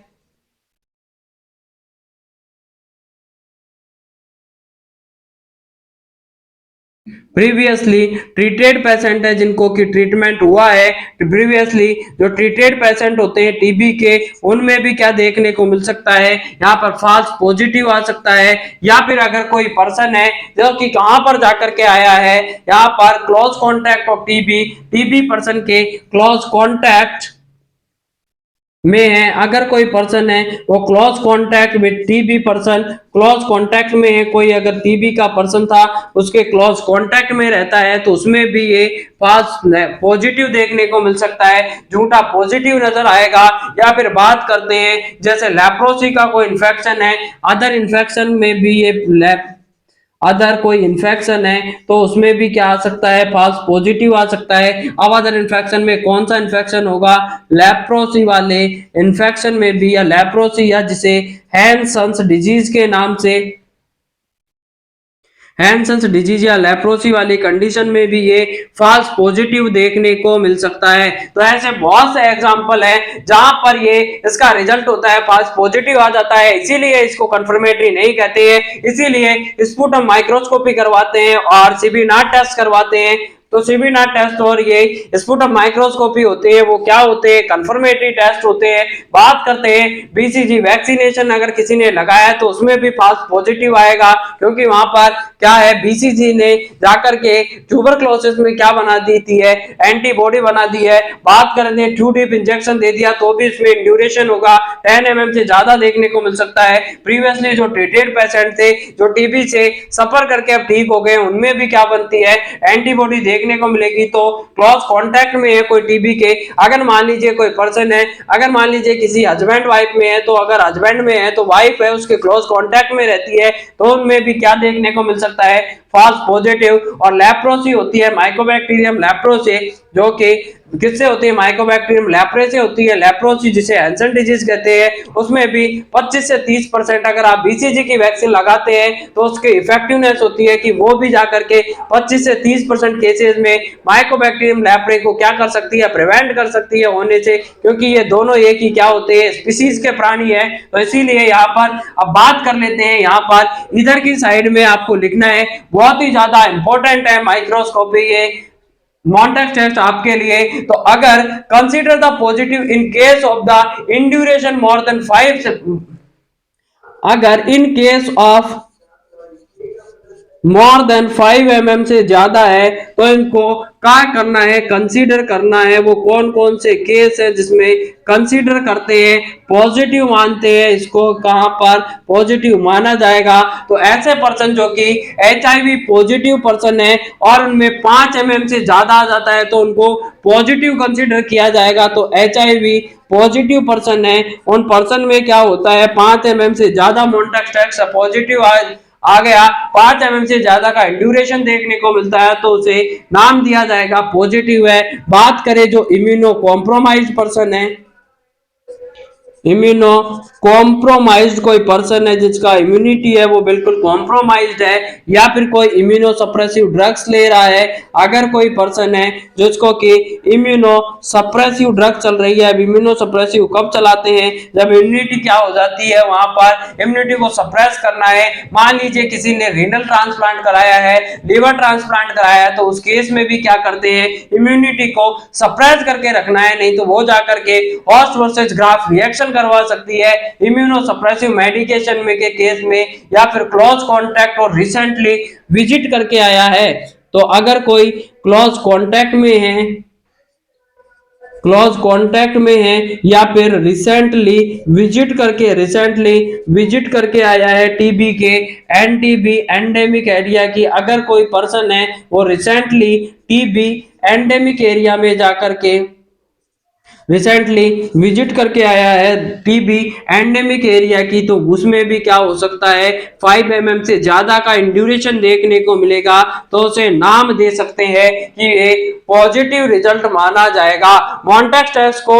अब ये हो गया पूरा मॉन्टेक्स टेस्ट के बारे में। एक और क्वेश्चन पढ़ लेते हैं मॉन्टेक्स टेस्ट के बारे में कि अगर मोर देन 15 mm का इंड्यूरेशन है, मोर देन 15 का ड्यूरेशन है तो उसे नाम दिया जाएगा।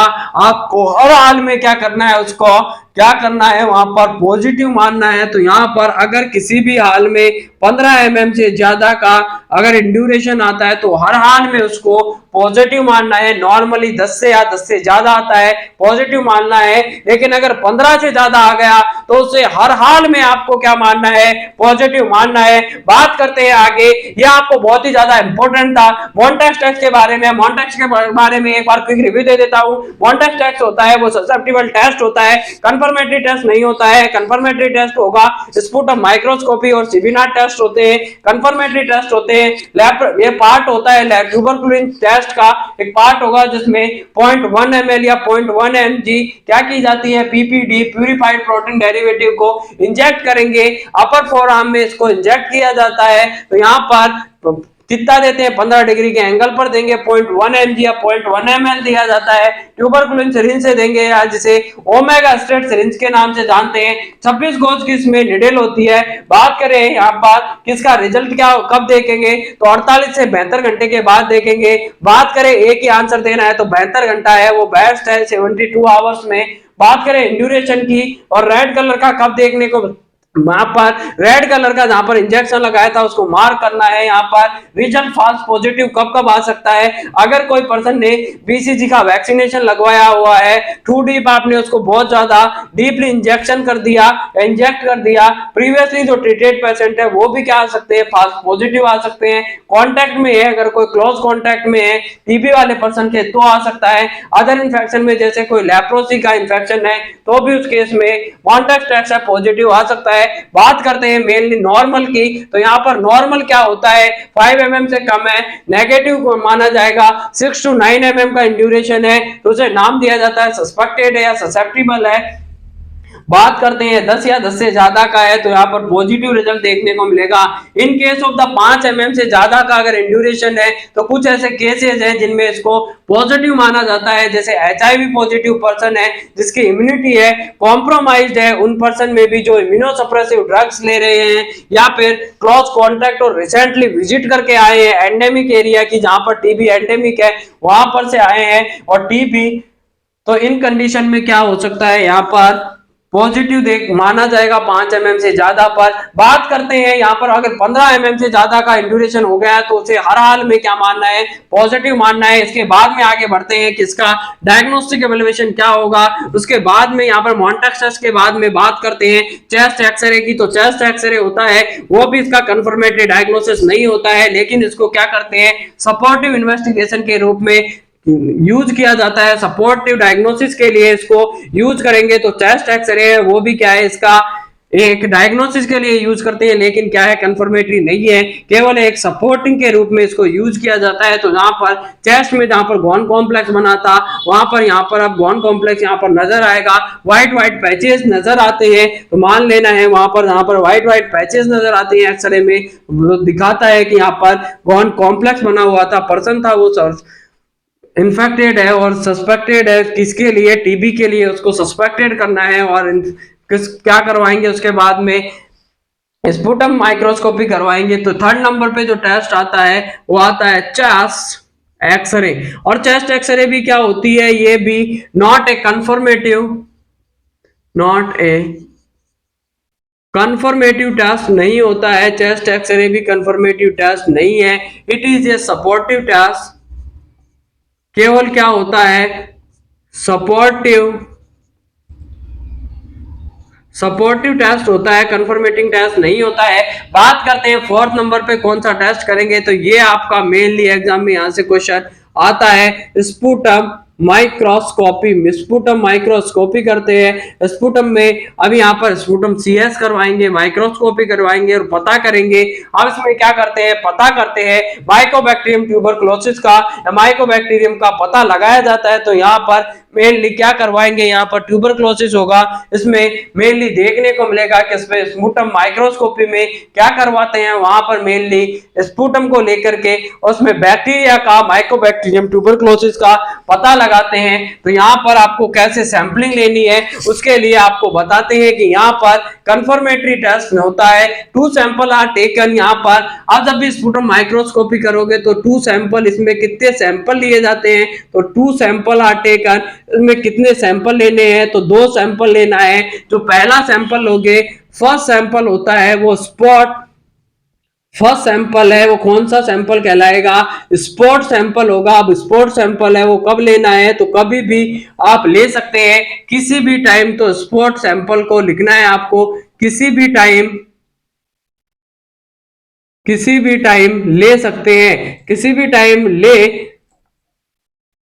सकते हैं। तो यहां पर आपको लिखना है कि स्पॉट सैंपल होता है उसको कभी भी ले सकते हैं, किसी भी टाइम ले सकते हैं। अब बात करते हैं सेकंड की कि सेकंड कौन सा होगा, तो सेकंड जो स्पुटम का सैंपल लिया जाता है अर्ली मॉर्निंग में लेंगे। और अर्ली मॉर्निंग में जो सैंपल लिया जाता है इसके लिए क्या करना है, अर्ली मॉर्निंग में सैंपल लेंगे। 2 सैंपल लेते हैं स्पुटम माइक्रोस्कोपी के लिए। पहला जो सैंपल लिया जाता है वो कब लेते हैं, स्पॉट सैंपल होता है, कभी भी ले सकते हैं, जब आपका मन करे, जब आपका जी करे तब आप जाकर के स्पुटम का कलेक्शन कर सकते हैं, स्पुटम का सैंपल ले सकते हैं। लेकिन अर्ली मॉर्निंग सैंपल की बात करें तो यहां पर क्या करना है, आपको सुबह सुबह जल्दी उठना है। जैसे ही उठोगे, उठने के बाद में रिंस द माउथ, सबसे पहले माउथ को कुल्ले करना है, माउथ को क्या करना है रिंच करना है, अच्छी तरीके से माउथ का साफ सफाई करनी है। उसके बाद में क्या करेंगे, क्लोज द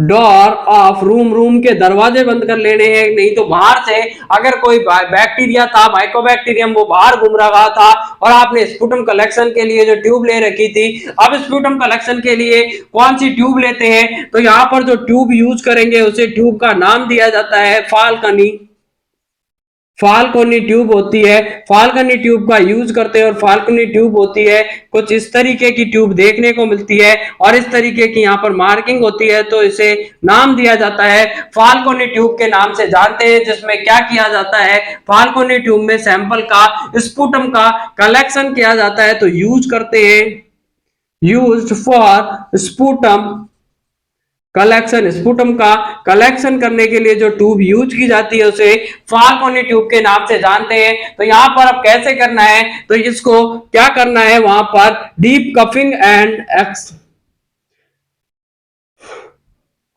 तो यहाँ पर ट्यूब का फाल्कोनी ट्यूब होगी जिसका यूज किया जाएगा स्पुटम का कलेक्शन करने के लिए। फाल्कोनी ट्यूब यूज की जाती है। पर्सन को एडवाइस किया जाता है सबसे पहले कि वो माउथ को रिंस कर ले अच्छी तरीके से, गार्गल करके क्लोज कर ले डोर को, रूम के दरवाजों को बंद कर ले, नहीं तो बाहर बैठा बैक्टीरिया क्या करेगा, उसकी फाल्कोनी ट्यूब में आकर बैठ जाएगा और पॉजिटिव ना होते हुए भी वो पॉजिटिव पाया जाएगा। उसके बाद में बात करते हैं कि उसको क्या करना है, डीप कपिंग एंड ब्रीथिंग करवानी है। तो सबसे पहले अब जब आपने माउथ को रिंस कर लिया तो उसको बोलना है पर्सन को कि डीप कपिंग डीप ब्रीथिंग। सबसे पहले क्या करनी है, पर्सन को जल्दी जल्दी क्या करनी है, डीप ब्रीथिंग करनी है।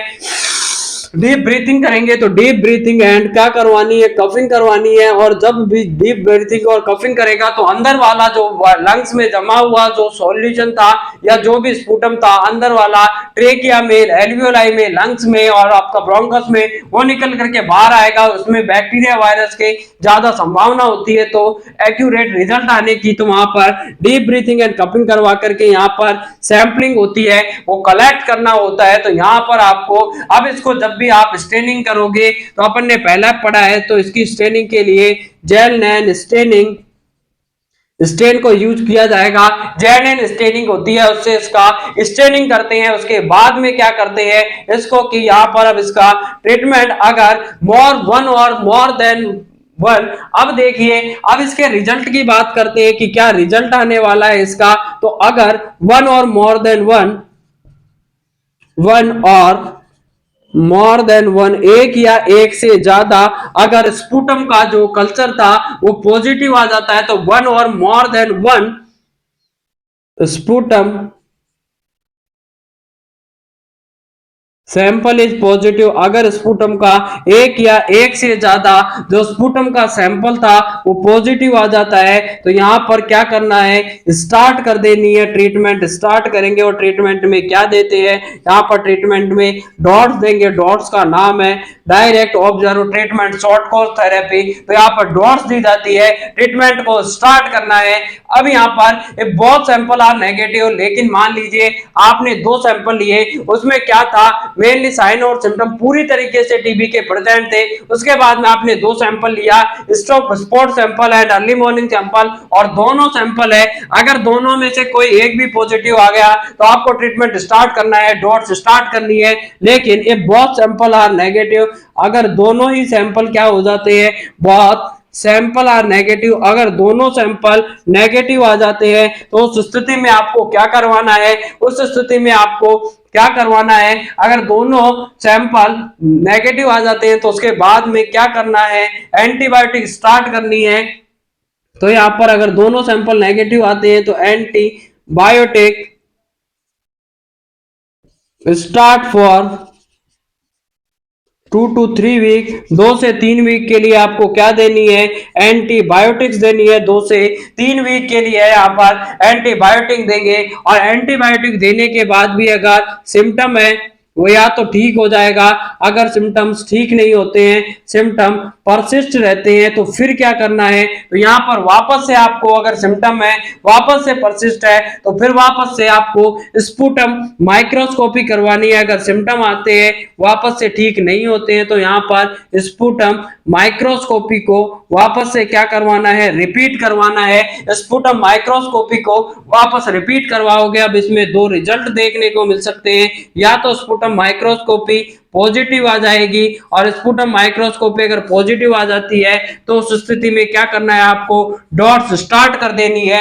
अगर स्पुटम माइक्रोस्कोपी नेगेटिव आती है, अगर स्पुटम माइक्रोस्कोपी है वो क्या देखने को मिलेगा, नेगेटिव देखने को मिलती है, तो उस नेगेटिव वाली कंडीशन में क्या करना होता है, चेस्ट एक्सरे सपोर्टिव के तौर पर चेस्ट एक्सरे करवाएंगे। और अगर चेस्ट एक्सरे के अब दो रिजल्ट देखने को मिल सकता है चेस्ट एक्सरे में, या तो उसका रिजल्ट है पॉजिटिव आ जाएगा, उसमें गॉन कॉम्प्लेक्स देखने को मिल जाएगा, लेकिन अगर गॉन कॉम्प्लेक्स नहीं मिलता है और चेस्ट एक्सरे क्या आ जाता है, चेस्ट एक्सरे नेगेटिव आ जाता है, तो उसमें क्या करना है, रेफर टू डॉक्टर। तो आपको डॉक्टर के पास में रेफर टू डॉक्टर, डॉक्टर को क्या कर देना है, रेफर कर देना है डॉक्टर के पास। लेकिन अगर टेस्ट है, चेस्ट एक्सरे है, वो पॉजिटिव आ जाता है, तो चेस्ट एक्सरे अगर पॉजिटिव है तो इसे नाम दिया जाएगा स्मीयर नेगेटिव टीबी है। स्मीयर चेस्ट पॉजिटिव होगा लेकिन इसमें chest X-ray positive but smear negative TB होती है ये, तो इसे चेस्ट पॉजिटिव, वो chest X-ray positive but smear negative TB के नाम से जानते हैं। और इस स्थिति में भी क्या करना है, अगर चेस्ट एक्सरे भी पॉजिटिव आ गया तो उसमें डॉट्स स्टार्ट कर सकते हैं। तो इस तरीके से इसका रिजल्ट देखने को मिलेगा। अगर मान लीजिए सबसे पहले या तो एक सैंपल भी, दोनों में से सैंपल में से एक सैंपल भी पॉजिटिव आ गया तो डॉट स्टार्ट कर देनी है, ट्रीटमेंट स्टार्ट कर देना है। लेकिन अगर दोनों ही सैंपल है नेगेटिव आ गए, सिम्टम प्रेजेंट है, तो उसको 2 से 3 महीने, 2 से 3 वीक के लिए एंटीबायोटिक देनी है। फिर भी अगर सिम्टम प्रेजेंट रहते हैं तो फिर क्या करना है, वापस से स्पुटम माइक्रोस्कोपी करवानी है। अब इसमें अगर स्पुटम माइक्रोस्कोपी पॉजिटिव आ जाती है तो आपको डॉट्स स्टार्ट कर देनी है। लेकिन अगर स्पुटम माइक्रोस्कोपी नेगेटिव आती है तो फिर चेस्ट एक्सरे पर जाना है, चेस्ट एक्सरे करवा के देखो। अगर चेस्ट एक्सरे में पॉजिटिव रिजल्ट आता है तो यहाँ पर डॉट्स स्टार्ट कर देंगे, अगर नेगेटिव रिजल्ट आता है तो डॉक्टर के पास उसको रेफर कर देना है। लेकिन अगर चेस्ट एक्सरे में पॉजिटिव है, स्पुटम में नेगेटिव है, तो उसे chest X-ray positive but smear negative TB के नाम से जानेंगे, और उसमें भी आपको क्या कर देना है, डॉट्स को स्टार्ट कर देना है। तो ये पूरी कथा है वो किसकी हो चुकी है, चेस्ट एक्सरे के बाद में स्पुटम माइक्रोस्कोपी की है। बात करेंगे इसके रिजल्ट की कि किस टाइप का इसमें रिजल्ट देखने को मिलेगा। तो रिजल्ट की बात करते हैं, अगर एसिड फास्ट बेसिलाई होता है वो प्रेजेंट नहीं होता है स्पुटम में तो टेस्ट है वो नेगेटिव होगा। अगर एसिड फास्ट बेसिलाई है 1 से 9 पाया जाता है पर 100 ऑयल फील्ड में तो इसे स्कैंटी कहते हैं। बात करें अगर स्कैंटी के बाद में 10 से 99 एसिड फास्ट बेसिलाई होते हैं पर 100 ऑयल फील्ड में तो इसे 1+ कहेंगे। बात करें कि 1 से 9 एसिड फास्ट बेसिलाई प्रेजेंट है पर ऑयल फील्ड में तो इसे +2 कहेंगे। और अगर 10 से 99 एसिड फास्ट बेसिलाई प्रेजेंट होते हैं पर ऑयल फील्ड में तो उसे नाम दिया जाता है +3 कैटेगरी में। तो उसमें बात करते हैं result of the Mantoux test का रिजल्ट क्या देखने को मिलेगा। तो रिजल्ट की बात करें, रिजल्ट ऑफ मॉन्टेक्स टेस्ट का क्या रिजल्ट देखने को मिल सकता है। तो उसमें result of result of sputum microscopy का क्या रिजल्ट देखने को मिलेगा। रिजल्ट ऑफ स्पुटम माइक्रोस्कोपी का क्या रिजल्ट देखने को मिल सकता है। तो यहां पर अगर no acid fast bacilli, no SAFB का मतलब है एसिड फास्ट बेसिलाई अगर नहीं है तो इसे टेस्ट को नेगेटिव कहा जाएगा। लेकिन बात करें अगर 1 से लेकर के 9 एसिड फास्ट बेसिलाई प्रेजेंट है पर 100 ऑयल फील्ड में, पर 100 ऑयल फील्ड में क्या है, पर 100 ऑयल फील्ड में अगर 1 से 9 एसिड फास्ट बेसिलाई प्रेजेंट होते हैं तो उसे नाम दिया जाता है स्कैंटी है।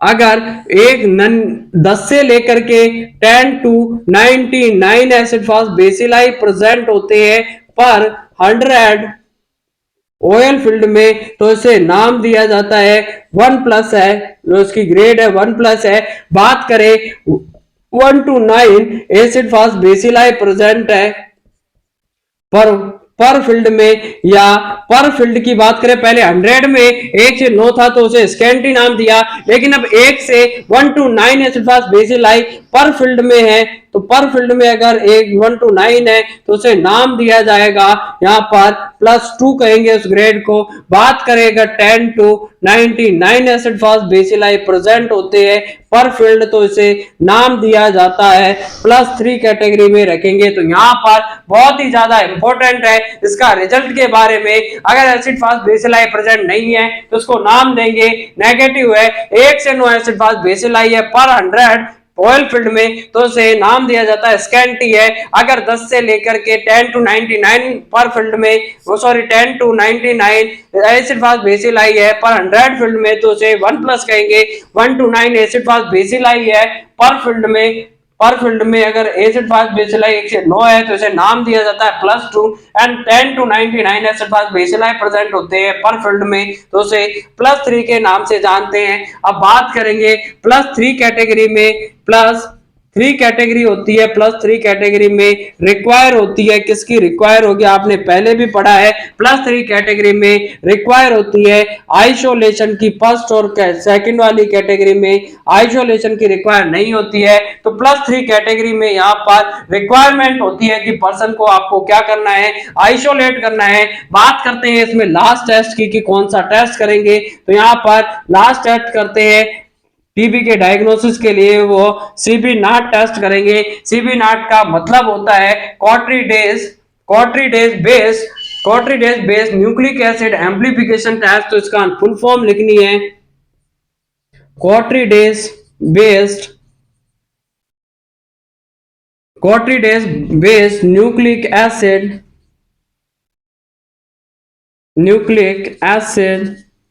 Amplification cartridge based nucleic acid amplification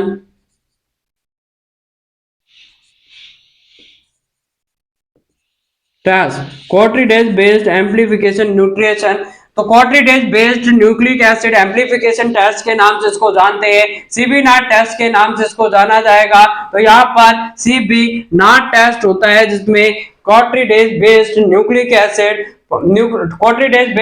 acid amplification test के नाम से इसको जाना जाता है। तो सीबी नाट टेस्ट होता है, बहुत ज्यादा इंपॉर्टेंट है। ये क्या करता है, इसमें not only diagnosis of the presence of the acid fast bacilli के बारे में या बैक्टीरिया के बारे में और एसिड फास्ट बेसिलाई के बारे में नहीं बताता है, ये कंफर्म करता है कि रेजिस्टेंस टू रिफाम्पिसिन के बारे में भी बताएगा और ये कंफर्म करता है कि पर्सन है वो क्या है, explain about the resistance to rifampicin कि रिफाम्पिसिन से भी ये रेजिस्टेंस है। तो it not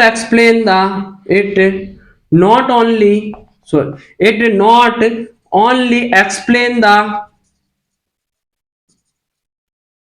acid fast bacilli, केवल एसिड फास्ट बेसिलाई के बारे में नहीं बताता है, डायग्नोस नहीं करता है, बट कंफर्म करता है रेजिस्टेंस टू रिफाम्पिसिन। अगर पर्सन को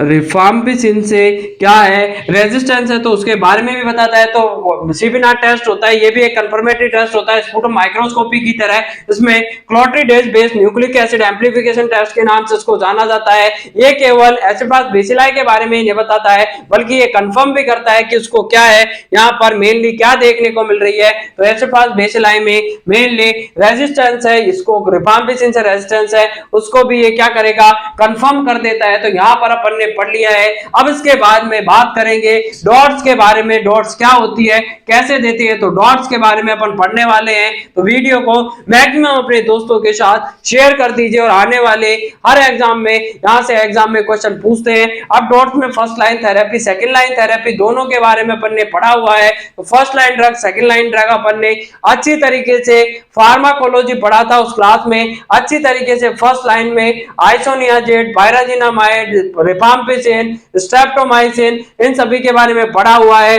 टॉपिक 2 पीकॉक्स मेकिंग लव के बारे में अपन ने सेकंड लाइन पूरी ड्रग पढ़ी हुई है। सबका क्या साइड इफेक्ट होता है उसके बारे में जब अपन पढ़ेंगे डॉट तो उस टाइम पे भी इसका थोड़ा सा रिवीजन कर लेंगे कि किस तरीके से बात कर लेंगे और अच्छी तरीके से अपन ने पूरा एक एक साइड इफेक्ट, एक एक क्या यूज होता है, किस तरीके से वर्क करती है पूरा पढ़ा हुआ है। अब अपन डॉट्स पढ़ेंगे आने वाली क्लास में, तो इसको मैक्सिमम अपने दोस्तों तक इसको शेयर कर दीजिए, ताकि आने वाली, क्योंकि बहुत ही ज्यादा इंपॉर्टेंट टॉपिक है आपका यहाँ पर ट्यूबरक्लोसिस, बहुत बार एग्जाम में पूछा हुआ क्वेश्चन है, आने वाली हर कोई एग्जाम में पूछे जाने की यहाँ से संभावना होती है कि यहाँ पर कि कुछ इस तरह से बुन अपनी तकदीर के धागे कि पूरी कायनात को भी झुकना पड़े आपकी जिद के सहारे, किसी उम्मीद के सहारे, तो ये दरिया पार होगा कभी ना कभी। तो आपको भी आपकी किताबों से प्यार होगा। तो नालायकों, अगर आपको प्यार ही करना है तो आप अपनी किताबों से करिए, क्योंकि किताबों से अच्छा कोई दोस्त नहीं होता है।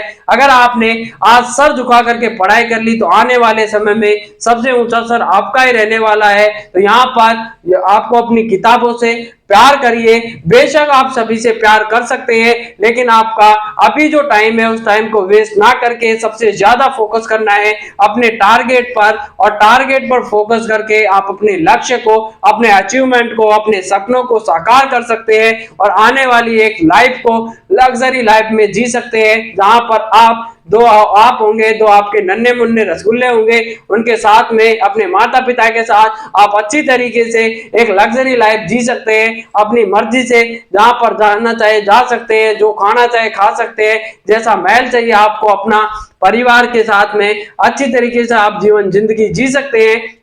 तो आपको इसी जोश और जुनून जज्बे के साथ में अपनी मेहनत को, अपनी पढ़ाई को कंटिन्यू में रखना है। तो ख्वाब वही तोड़ते हैं या रिकॉर्ड वही तोड़ते हैं जिनकी रगों में खून नहीं बल्कि लक्ष्य पाने के लिए जुनून दौड़ता है कि जहां तेरी याद ना आए वो तन्हाई किस काम की, जो बिगड़े रिश्ते ना बना दे वो खुदाई किस काम की।